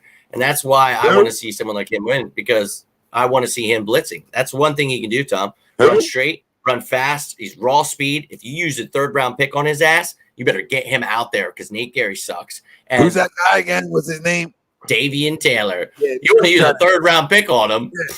Let's just keep saying his name, maybe talking into existence. There you go. Let's do. And you know, they talk about, he's got raw speed, he's just going to take. I don't give a shit. And you know how he gets some time and how he gets better on the field. I'm on a get raw his ass out there.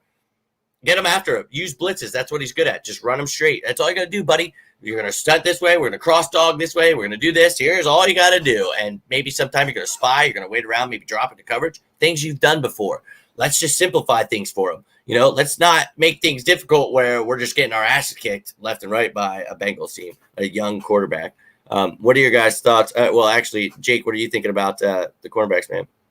Yeah, it's tough, Jimmy, because as bad as the Bengals defense is, they've shown they can move the ball up and down the field. They have weapons. Joe Burrow's immensely talented. And again, I'm also saying that as an LSU fan, but I'm being honest. I have a lot of faith in Joe Burrow that he's going to be a serious problem in this league in the next handful of years. And as long as you keep putting weapons around him, he'll succeed. But it's going to be tough because, again, when you talk about our defense and as much as it's struggled, if our front gets pressure, Joe's also really good in the pocket. So you have to figure out, like you said earlier, who's going to spy him and stuff like that. So I think it's a tougher matchup for the defense than people are giving it credit for. It shouldn't be. Oh, no, I agree with you. Exactly. It shouldn't be. We be going into Cincinnati nervous wrecks. Yep. We shouldn't have like this weird feeling in our stomach this week that our season could potentially come to an end because we have no confidence. Like, we shouldn't be going in to week 3, maybe having a little draft convo next week. Like, we don't want that yet. We got to do everything in our power to hope that some of these guys that we think can play show up Sunday. Big time. And it's scary that we're even talking about half of these players. I'm petrified. I'm going to be real with you. I think that, we honestly just need to breathe a little bit and think about the fact that, if it does become a shootout, well, then we know the defense sucks, but hopefully we find out Carson's good enough or not. No, I don't think benching Carson's the answer, but if he loses this game and he sucks it up, then it might have to be. I don't think mid-game, I think they'll probably give him this whole game. But if he sucks and he loses, man, I really can't sit here and tell you that, oh, no, he's fine. Everything's perfectly fine because, no, they have a second-round quarterback right behind him, and the guy's already getting snaps. Like Jake said earlier, very surprising, but very telling. This team's impatient, and I don't like it. I don't like what they're doing to him. And I really just hope things turn around, and we hope that Carson does a little rain dance and figures it out, man, gets his act together, man, because we've seen what he's capable of. And he's done it with worse, almost kind of if Deshaun Jackson gets used more and just the tight ends stay healthy, Miles Sanders stays healthy, dude, this offense isn't horrible. Like, we can have games. The Niners are banged up, missing a lot of pieces. We can win these games. The Steelers are going to be a tough test. I understand the Ravens are going to be a mess. And then you got 2 divisional matchups. So this isn't grim before the bye, but we need to get healthy. We need to get our shit together before the bye because we need to get that mojo going and be like, okay, dude, because that second half is. Did we lose Jimmy there? Petrifying. Nope, we're good. Hey, touched by an angel. Chi says efficiency with Wentz is all we need. I agree. Just don't turn the football over, right? You know what I mean? Make smart decisions with the football, and let's be a little bit more accurate. But I think that all comes down to just moving them around more too. You know what I mean? Jay Hot's in the house. What's up, brother? What's up, Jay Hot? Yeah, sorry. A lot of people think I'm in the Matrix here. Yeah, it's all right. Joseph thinks, and Sean Spillman think that, JJ's going to have a big week this week. And I hope these guys are right. Arthega Whiteside? Yep. And TTP 0-3. Yeah, I'm not even going to get into that. If he does, good for him. Like, here's Sean's. 9 for 137, 2 TDs. Yes, I'm serious. All right, man. They have a horrible secondary, so. Maybe. That's a Giants fan. TTP says 0-3 would be a disaster, though. Disaster's not, brother. I'm jumping off my roof, TT. I'm going to be real with you. Run the ball. Taylor, we talked about that earlier, brother. Hell yeah. 32nd ranked rush defense. Pound the ball down their throats. Pound it right down their throat, man.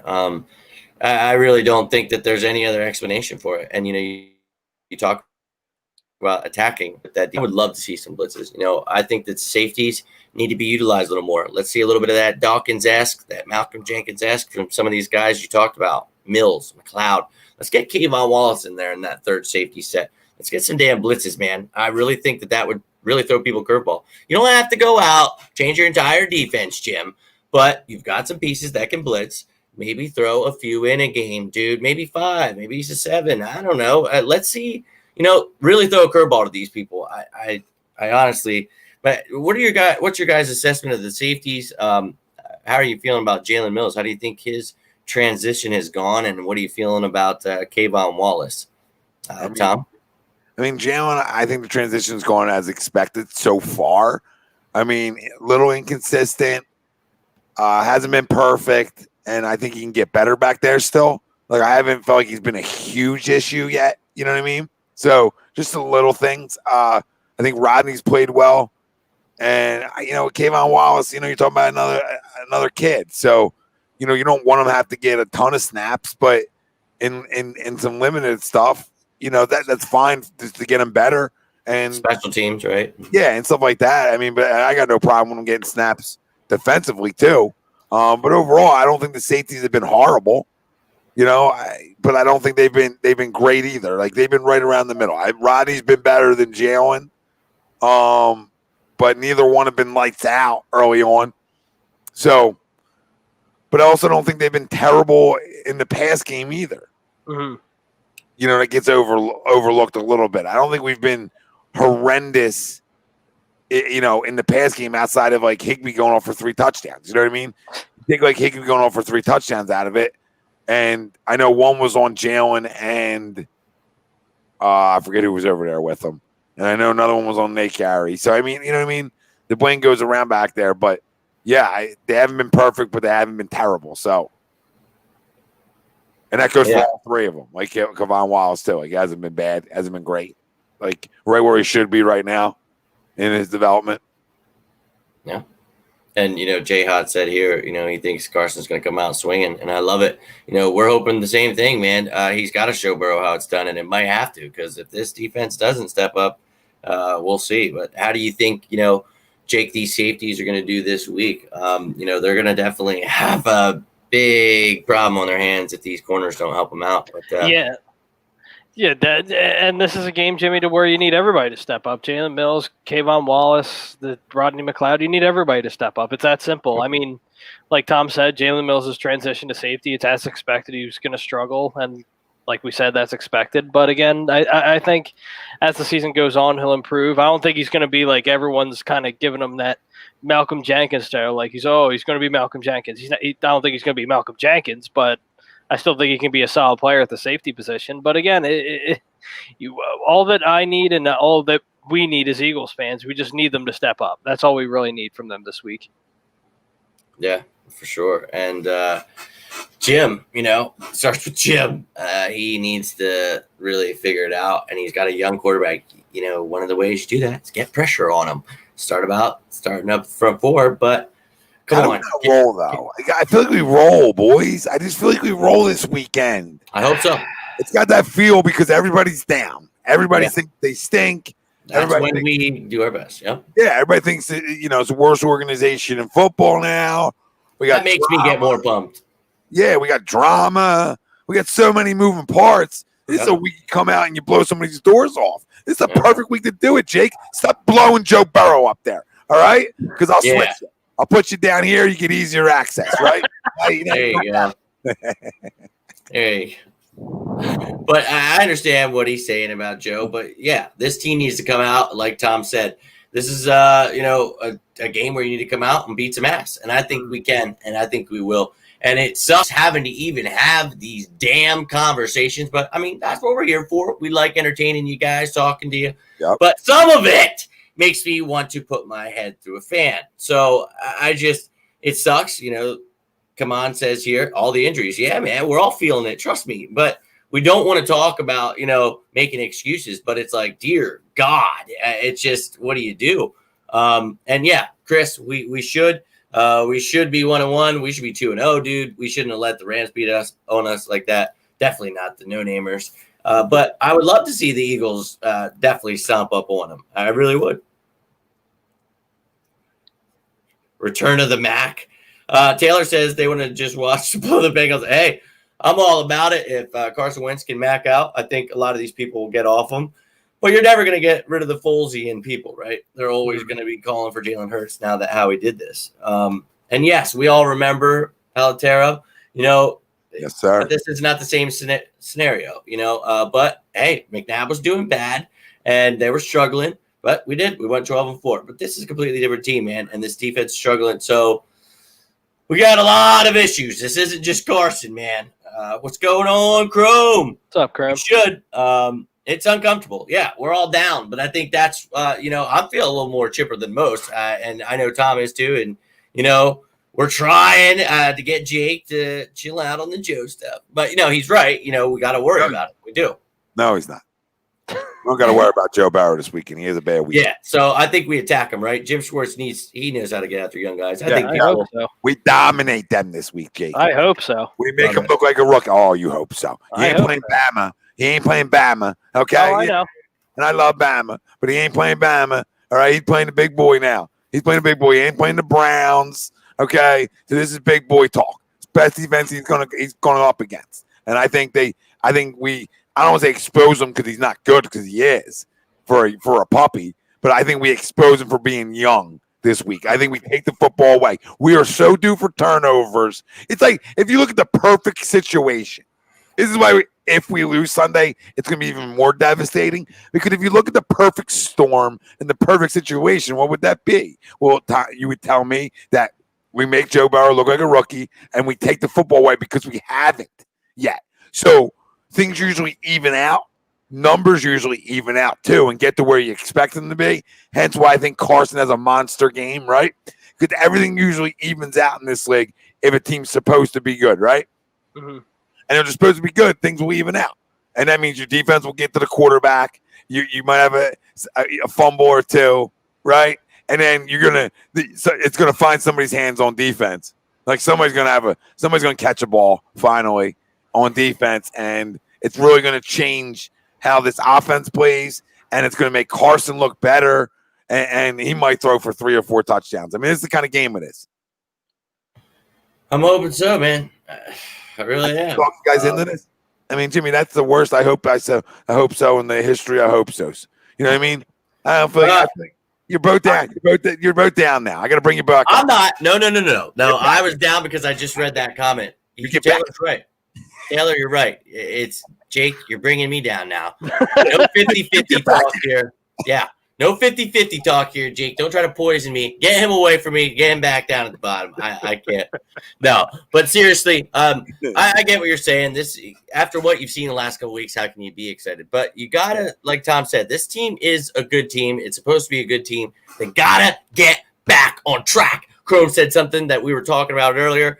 Gotta get that energy. Get pissed off in the locker room, and let's set that tempo. We got to decide how this game goes. We're the better team, and we need to know that. We need to realize that, go out and beat their ass. Take advantage, like Tom said, of a young quarterback. I like what Chris Dunn said. Seven sacks, a pick, and a fumble. I'll take that. I love it, dude. How about this one? A resident Roach Raiders fan, and he'll probably be banned from Facebook in the near future, but he's here now. Curly saying the Eagles are trash. Good to talk to you. Master. Always appreciate. Don. Hey, you got to appreciate people from other teams tuning in. 63 passes. Holy hell, Don. Jesus Christ. Got to keep the trend going. Boston's on a run, TTP, in basketball. All right, I got to turn that on. But Chris Dunn also says a pick 6. A pick 6. I'm down with it, Chris. He needs to. You know, Tom said it earlier. You need a big play. Let's go. Where you at, man? We need somebody, dude. Nikhil Robicoin, you need to somebody, man. The Al Pacino pregame speech. Love it. Love to have you, Al. Yep. Love to have you. Let's go. Why can't we bring Dawkins back on some dumbass role? And not saying his role was dumbass, but you know that they made something just for him. Like, and I'm just saying, like, let's just make something awesome.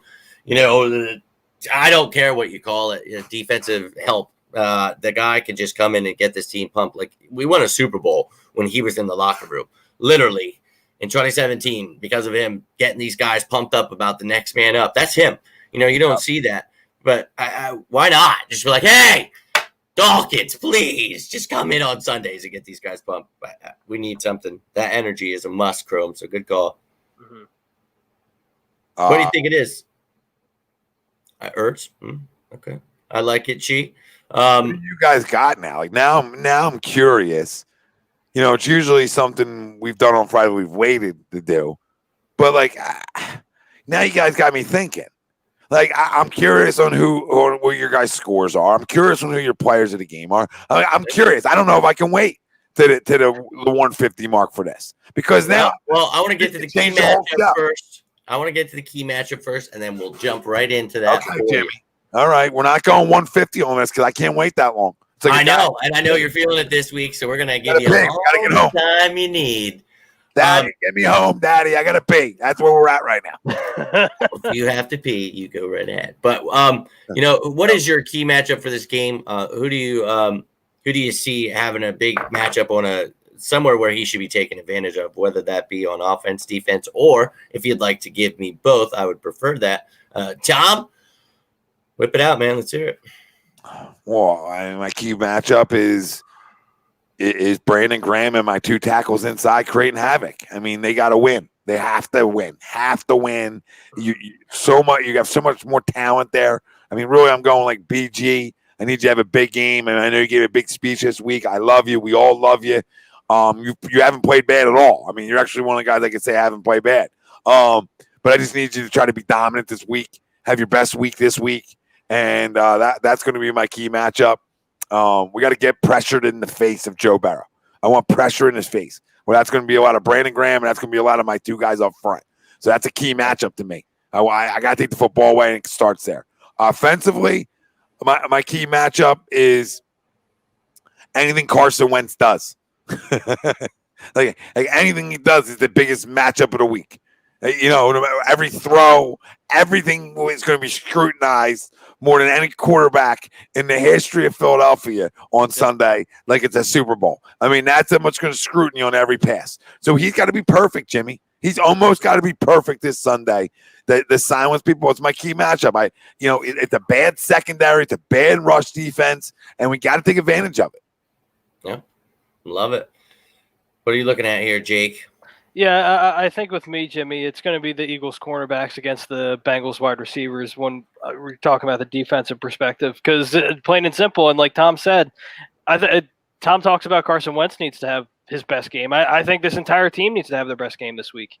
To be honest with you, the defense needs to step up after a piss poor performance last week, and the Bengals do have good wide receivers, and hopefully Nickel Roby Coleman, the slot god on Instagram. Hopefully he steps up. We'll see. Hopefully Avonte Maddox stops chirping and actually gets a couple of PBUs. That'd be nice. Darius Slade, just keep doing what you're doing. You're doing great.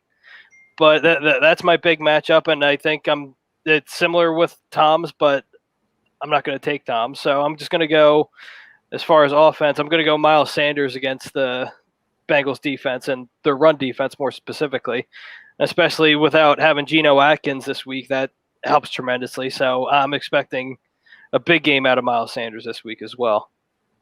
Love it. And those are great ones, and you could say, obviously both teams or both sides of the team need to step it up.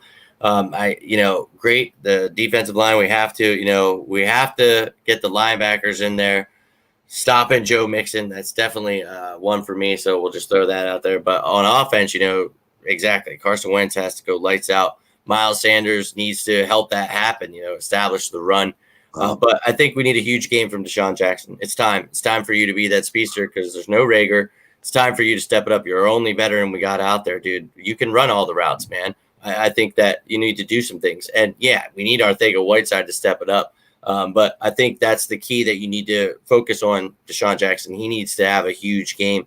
And I think that'll really get Carson's confidence up and Deshaun's and hopefully get Alshon back soon, and that'll really build our confidence. How about JJ just comes out and has 4 or 5 catches for once? Exactly. Give me 3. Jeez. Give me 4 and a touch. You know what I mean? And then you start feeling better about yourself a little bit. You come to practice a little bit more like I can do it. I can play. Right? I mean, we talk not about over yet. Yeah. And a lot of it's Carson not even throwing the football either when he is on the field. So there's some of that too. So it's like a factor of a bunch of things. But if you're that good and you get open, usually the ball's going to find you. So, I mean, it's got to be 2 to tango there, and he's probably not getting open enough or enough separation. So it's all the little things. Yeah. All the little things. So who do you think, Tom, out of whether it be one of your key matchups or anything, who is your player for this game? Who do you think has a lights out game? Oh, I think it's 11. No question about it. Yeah. I think Carson Wentz silences a lot of people this week, even though it's the Bengals. But just anybody that doesn't think we're going to win, just remember, you said it was just you didn't say it was just the Bengals. So now don't come using the excuse. Later, Prism. Nothing but Prism. But my point is I don't even know where I was going before I said bye. I was going somewhere good. I was going somewhere delicious. But no, Carson. Yeah, it's just this has got to be a silence people game. So all you people that said, Carson, the Bengals are going to win. We're not good enough. All them people, well, don't come back next week and say, well, he did it just against the Bengals. Well, okay. You know what I mean? He did it against the Bengals. I don't care who you're doing. What you're supposed to do, yeah. Yeah, I mean, go throw 3 touchdowns. Throw for over 300. Be accurate with the football. Be decisive, right? Step into your throws. Drive through your throws. Little things like that. Run when you need to run. Who cares? Run for 10 yards. Get down. right? Roll out of the damn pocket, make big plays when they're available. I mean, that's what he's got to do. That's the kind of guy he's capable of being. Yeah, I agree with you 100%. And yeah, it's great stuff. Jake, who are you seeing as the MVP of this game for the Eagles? I think with me, Jimmy, just looking at this piss poor defensive, this piss poor cornerback position with the Bengals, I'm looking at Deshaun Jackson. I'm looking at Deshaun Jackson to have his coming out party of the 2020 season. Now, again, will he get hurt? Probably. He'll have this one big game and then he'll be done for the year. Yep. But right now, we need him more than ever with the rest of the slop that we have in J-Jaw. Greg Ward's okay. John Hightower. The rest of them are unknown. So I need a big game from Deshaun Jackson this week. I mean, preach it, brother. Preach it. I mean, he's your air quote number one. Yeah, exactly. And that's why, that was the key matchup for me, where it's, I was going to say that needs to be your guy. And I think you could probably, even if you're looking for fantasy advice, he better go the hell off. And I think he could have a big game. You guys took two good ones, and I think they coincide with each other. But I think that all begins by establishing the run with one of the worst defenses in the league. I know it's only been 2 games. People always try to hit you with that. That's fine. They still gave up 200 yards last week. I would like to see Miles Sanders used sparingly, not too much, but a plethora of the backs as the MVP of this game. So Miles leading the way, but these guys spelling him enough and doing their part to help him achieve, get over 100 yards, allow the other 2 to chip in 50. Let's see a touch on the ground. Let's see about, maybe 5 to 8 catches from Miles. I'd love to see him use that of the backfield with our receivers looking the way they are. So let's establish some of those things and get a little bit of confidence for Carson with some dink and dunkers, maybe catch one out of the backfield. So I'll go with Miles Sanders. I think that he's going to have a pretty lights out game, and I really hope he does. He should. But actually, the first half, like even if they just use them a lot in the first half, and they get a lead and they don't use them as much in the second half, they use other guys. Even that works, right? You know what I mean? That'd be nice. Even that, that would be a perfect storm where you don't have to, he gets 15 touches in the first half and you're up big, and other guys can close it out too and get work. You know what I mean? So that we could use one of them games too. Sure could. Especially with, the injuries we've had. So let's try to get out of this as clean as we can. 150. That's what I hope we do. We better. You should. So I know we don't have Chubb and Hunt, but we still should be able to do some things against them. And, you should be able to establish all of it, run the ball, RPO, all that stuff should be able to do against this Cincinnati Bengals team. And really, I think it relies on the D. So I think since we all picked right before we get to the scores here, who's the defensive guy you see stepping up big for us, Jake? I think with me, Jimmy, I'm going to go with Rodney McLeod. I think he has a really big game. Just makes a more of a statement game for him.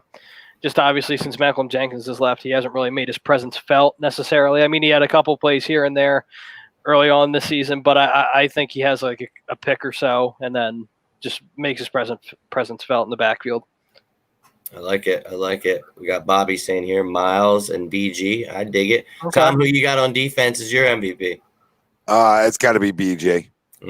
Because I could take one of the tackles. That's fine. I mean, I believe they both have big games and really good ones. I believe they dominate.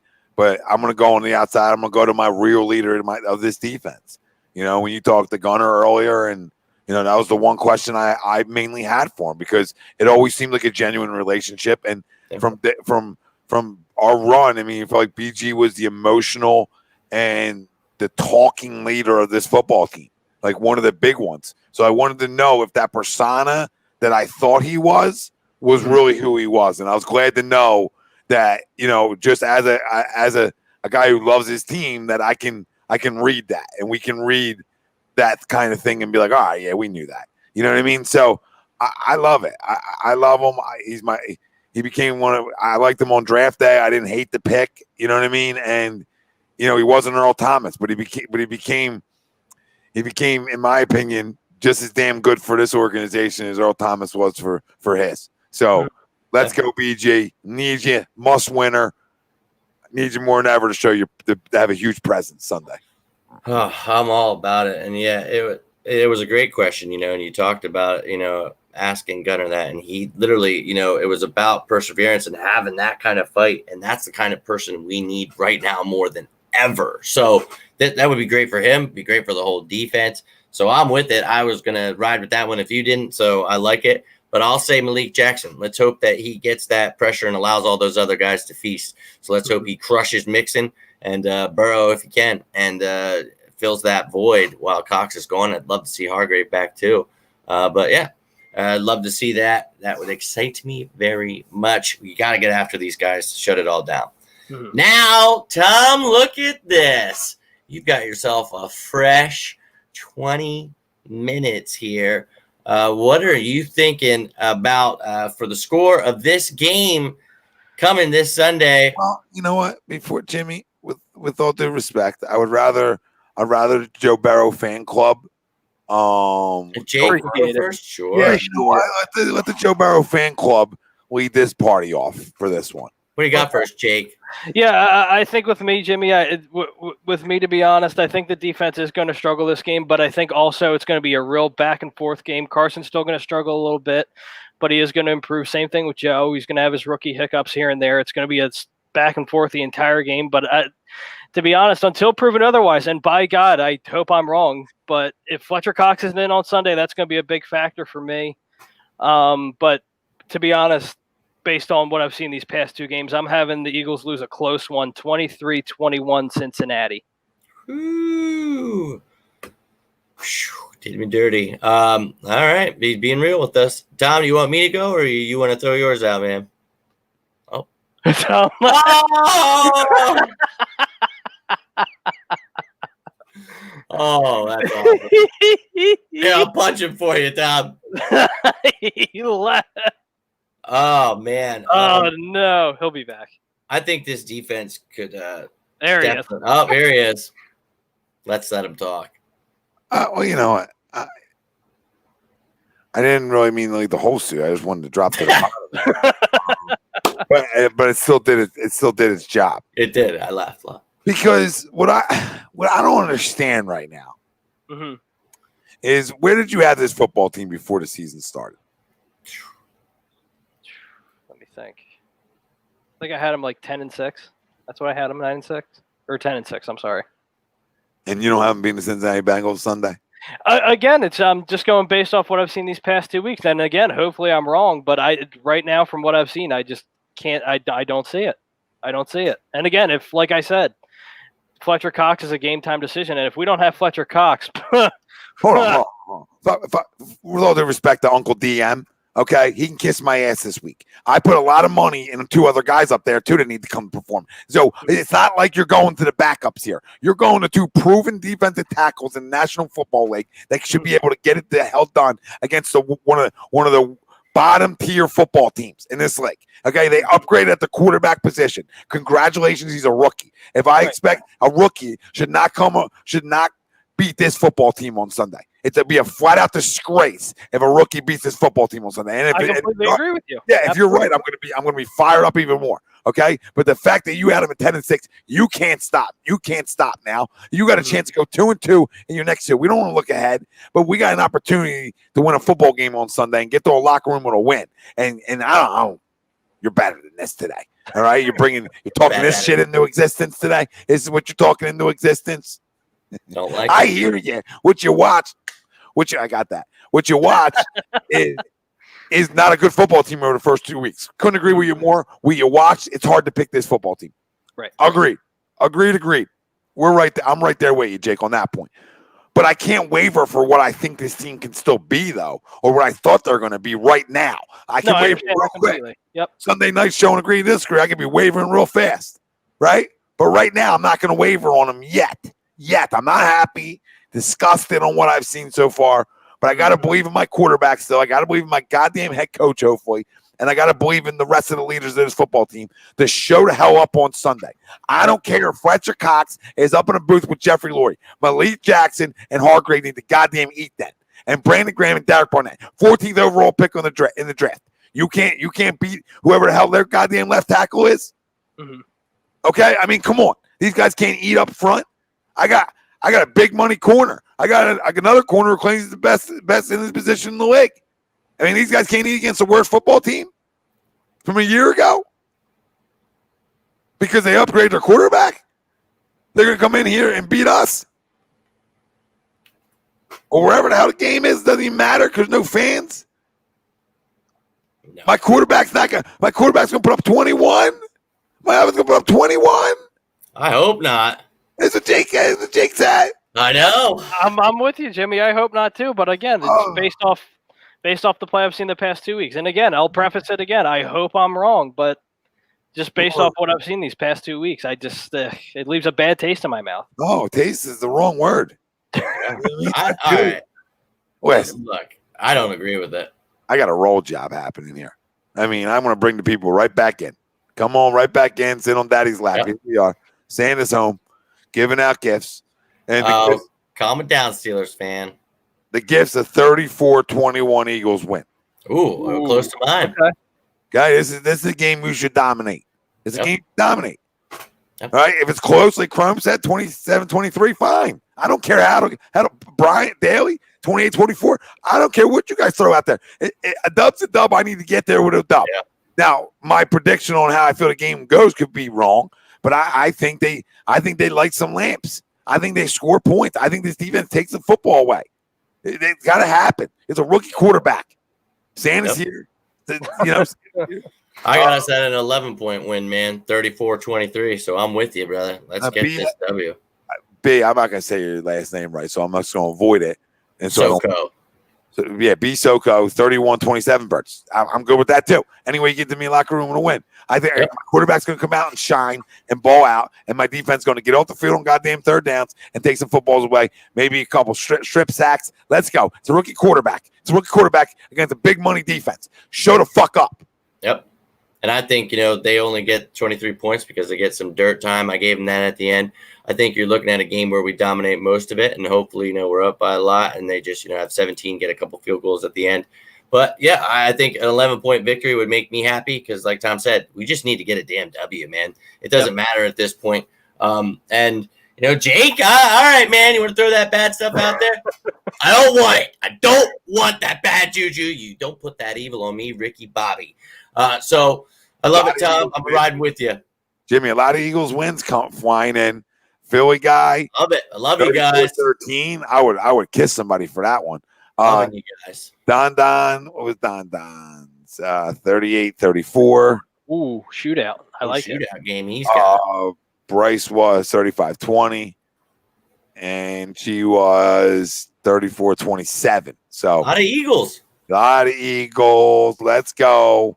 Love it. Love everybody's talking about it. Now we're talking things into existence, fam. That's right. Jake's picks a thing of the past now. Yep, don't even know what we're talking about anymore. I'll be on my own island. That's fine. Do you guys think it will be either way? You've talked about Carson have a good game. Do you think he finally goes over 300 in this game? Absolutely. Yeah, definitely. Okay. Good. I think so too, because you're going up against, we talk about their receivers. They're going to be one of the toughest challenges. Jimmy. He just said, yeah, but he's got to put him up 21. He said what? Jake's got him over 300. But they're only putting up 21 points. He's going to be a turnover master in the red zone or something? Yeah, I said it. What do you call it? He'll improve, but they're both going to be sloppy. It's both going to be sloppy games for both quarterbacks. But Uncle Sam. I'm relying on Ertz and Goddard in this game, man. I'm with you. I'm right there with you. Believe again. Come on. I gotta go. Accidentally bouncing. Len's calling me. Chris, the spread's 5. No, it's 4.5 now. Now it's down to 4.5. So now they're trying to. I don't know where they're trying to go. Now they're trying to get you to take the Eagles. I guess I don't know. Yeah. Or the money's coming in on the Eagles. I'll pull it up in a second. Hold on. Load up on the Birds. Load up. Put a month mortgage on. Help yourself out through tough times. All right. Help yourself out through tough times, fam. I'll be here to eat the crow if this football team doesn't goddamn win on Sunday. I'll be the first one to tell you I was wrong about what I thought was a tough-nosed, resilient group. I'll be the first to tell you. The first one to come here and say, this is just maybe not the year. And then I smoke this general manager. And then I roll I roll. Okay, so FanDuel 4.5. yep, and Okay. so we'll say 5. You know, it probably evens out to Mhm. around 5. Yeah, it does. Yeah. Yeah. It actually does. So that's amazing. Great. Look, I'm not even a numbers guy. Back. Bing bang. And he's back. So, so 5. All right. I load up. Load it. Load it. Don't listen to Jake. Listen to Tom. Oh, well, I don't know about that either.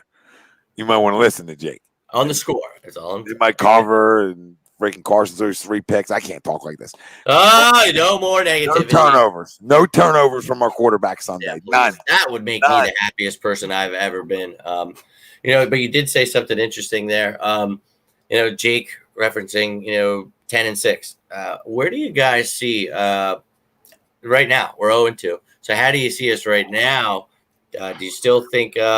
Obviously, we all know we can still win the NFC East. So do you think we could win the division, or maybe just get that 7th spot that there is now? What do you think we could end our season with? Do you feel the same as you used to? Yeah. Yeah, I mean, he's got us out. He's got us looking. We're playing golf week 7. Yeah. What do you got, Jake? What's your record now? I think it's all predicated on if we lose Sunday, but right now, You got us losing Sunday, so if we lose 0-3, what's our record after that? I'm gonna say 6-10 at that point. Oh my god! Oh Ah! my god! Oh, It's not gonna look pretty. We're 10-6 football team. We're winning this division. Earmuffs. I hope so. I sure hope so. Jake, we're all a bunch of jackasses, and this is not a playoff football team. Every one of us is a jackass, and we were lied to and we were fooled, which has happened before. It's sure has. Guilty. But this football team has a track record of proving it. Mm-hmm. Well, you don't prove it against the Bengals. Who the hell are you ever going to prove it against? Yeah. I'm with you. If I don't go into this with confidence, what am I doing this year? Right. I shouldn't even watch the first 2 games then. Mm-hmm. Well, if you look at it from Jake's angle, then then we'll come back here next week and tell you how wrong we were and how much this team lied to us and how much we suck. But I'm with Tom. I think this team, we talked about possibly winning 11 games if there was Miracle on 34th Street that we would maybe win 12, but I never thought that. I thought maybe 11, maybe 10. I'm with Tom. I think now if we come out, beat some ass, we can be a 10-win team still. I think in this division, we just have to really find our mojo here. This is it. This is the game. This is one of our biggest games of the season right now.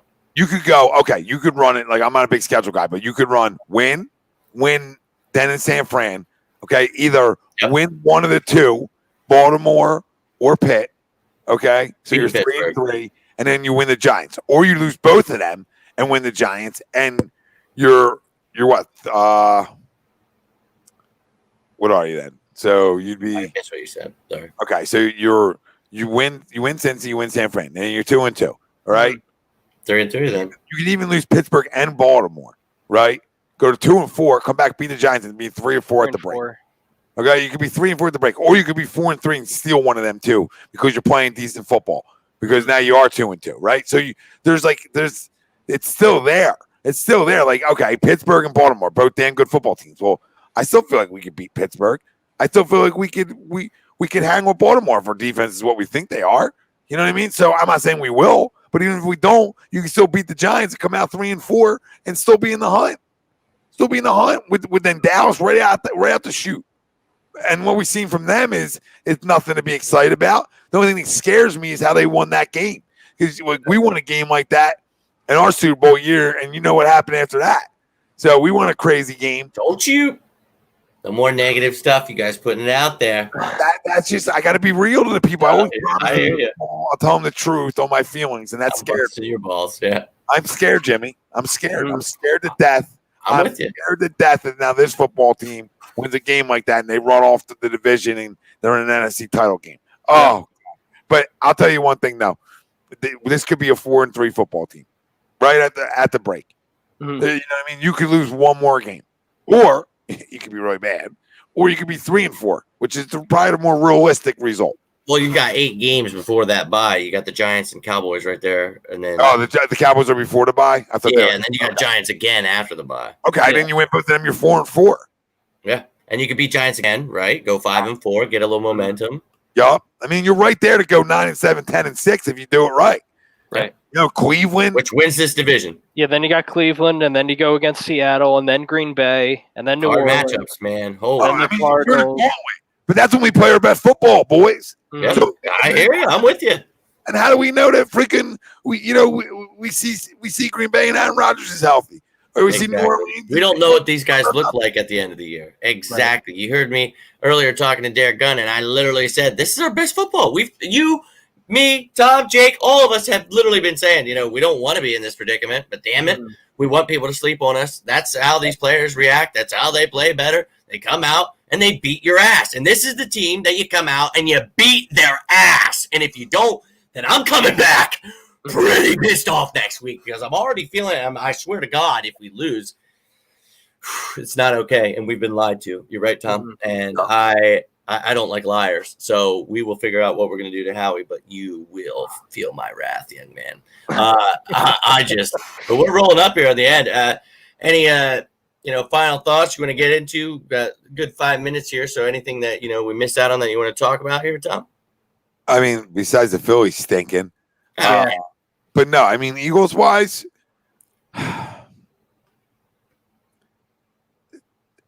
there's concerns. Our guys getting old in some key spots. I don't think, right? I mean, there's like rumors like Doug and Howie, right? There's rumors of Carson. Like, there's some controversy, but this team usually thrives off this crap. And I want to hope in my final thoughts that this team, like they've done every year, is able to do it again. Now, what's hard about doing that is you've done it so many times now. So do you have it in you to do it again? To turn the switch on? Do you have it in you again? That's the biggest concern in my final thoughts is I want to believe they do. I want to believe they have that fight in them to win games they're supposed to win right now. Mm-hmm. Right? And, if you look on the schedule before the season, San Fran's a tough one. Not in my opinion anymore because I thought they were going to have a down year. Well, a little more than down now. After what they lost. So we'll see how it plays out. But, I just want to believe this team is that hard-nosed football team that when everything's being said negative about them, they find ways to come out and win meaningful football games. And that's what Sunday is. It's a must-win. And usually in the regular season, we can usually do the ding on must-wins, right? Like over the last X amount of years, we've been spoiled with it. And we take it for granted sometimes. But in a must-win like this, outside of the Miami game last year, right? In a must-win like this, they usually come out and play their best football. I mean, I've known Carson has. So we'll see.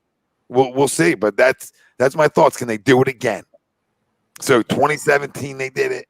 2018, they did it. 2019, they did it. They were resilient as shit every year. Do you have it in you to do it a fourth? Because now you're up against the wall again at 0-2. I pray to hell. I pray to God. I don't pray to hell. I say I pray to God every night. I feel like I'm praying to hell with this conversation. But I pray to God every night that this team's better than what they've showed over the first 2 weeks. And I truly believe they are, boys. I do. Find that energy. I'm with you 100%. Find it. Get it from whoever those leaders need to be. But, yeah, we're up against the wall. So, Jake, what are your final thoughts before this game against the Bengals? Yeah, I think my thing, Jimmy, is just with this football team in general, I'm more concerned than anything. Just not even about Sunday. Just with all the reports earlier on in the season that Howie and Doug aren't getting along. You heard before week 1, Zach Ertz chewed out Howie Roseman. Carson Wentz isn't happy. You're hearing a lot of stuff off the field, and I think that's also contributing to some of the issues that they're also having on the field. So, again, like Tom said, Tom had a really good point to where these guys always tend to rally around each other around tough times like this. But I'm wondering if it kind of gets to like a certain boiling point. You know what I mean? Where like people just guys don't play well. Carson's struggling. The O-line and D-line struggling. You start to see coaches going at each other, players going at each other. We saw Now, again, I don't know how true this is, but we saw Sal Paolantonio talking about when Carson Wentz came on the field, no one talked to him aside from when a coach gave him a tablet, and you can interpret that however you want to. But again, I'll interpret it. And people freaking magnifying glass talk. You know what I mean? Like we're going to magnify every fucking thing now. That's how I'll interpret it. Freaking bullshit. Who cares if nobody goes over to him? We gotta have a kiss your ass all the time if you ain't playing well. I mean, I'm sure guys did go over at some points. We're gonna talk about them. Exactly. Oh, did you see when they went over? Yeah. Sorry, Jake. That's not to you. I just heard that before. But Tom, Carson had his hat on backwards. That's the real problem. You gotta remember. Hat on backwards. I was just gonna say, hey guys, you never mentioned the whole time that apparently we've been missing the problem the whole time was putting your hat on backwards. So I guess I've been missing the train on that. Yeah. I usually just put this on because my hair is outrageous like this. But what a great show tonight, guys. And you're right. This needs to be a game where we come out swinging. We need that energy. We need that fire. And this is the perfect team to do it against. And then we can start feeling good about ourselves again. Then, because you see some of the reporters that are out there, you understand that they create this and you understand that they just something out of nothing. And it's bullshit that they do this because they know it creates problems, especially in this social media age for these players. So I hate to see it. And we just need to come out and kick their ass. I think that's clear as day as we made it to you guys. And we believe that the Eagles will win this game. So that's what's going to happen. Now, guys, thank you so much for tuning in. Thank you for all of your questions, your comments, everything like that. Make sure that you check out our doctor, Dr. Paul Vidal, over at Specialized Physical Therapy in the Princeton, Cherry Hill, and Burlington locations there in New Jersey. He's our doc. Make him yours, Dr. Paul Vidal. You can find them at specializedphysicaltherapy.com. Also, check out Ambuck Services, AMBUCK Services.com. They are the gutter and deck guys of South Jersey. All right, guys, you can also check all of our merchandise, A2D, Quarterback Factory, apparently, over at PhillyDrinkers.com. Find them on all social media platforms. Thank you guys so much. I hope everyone has a great weekend. Hopefully this time next week, we're talking about how we stomped the Bengals and we're getting ready for the 49ers. Everyone have a safe weekend. Have a great night. And as always, go Birds! Love you, fam. Later, guys.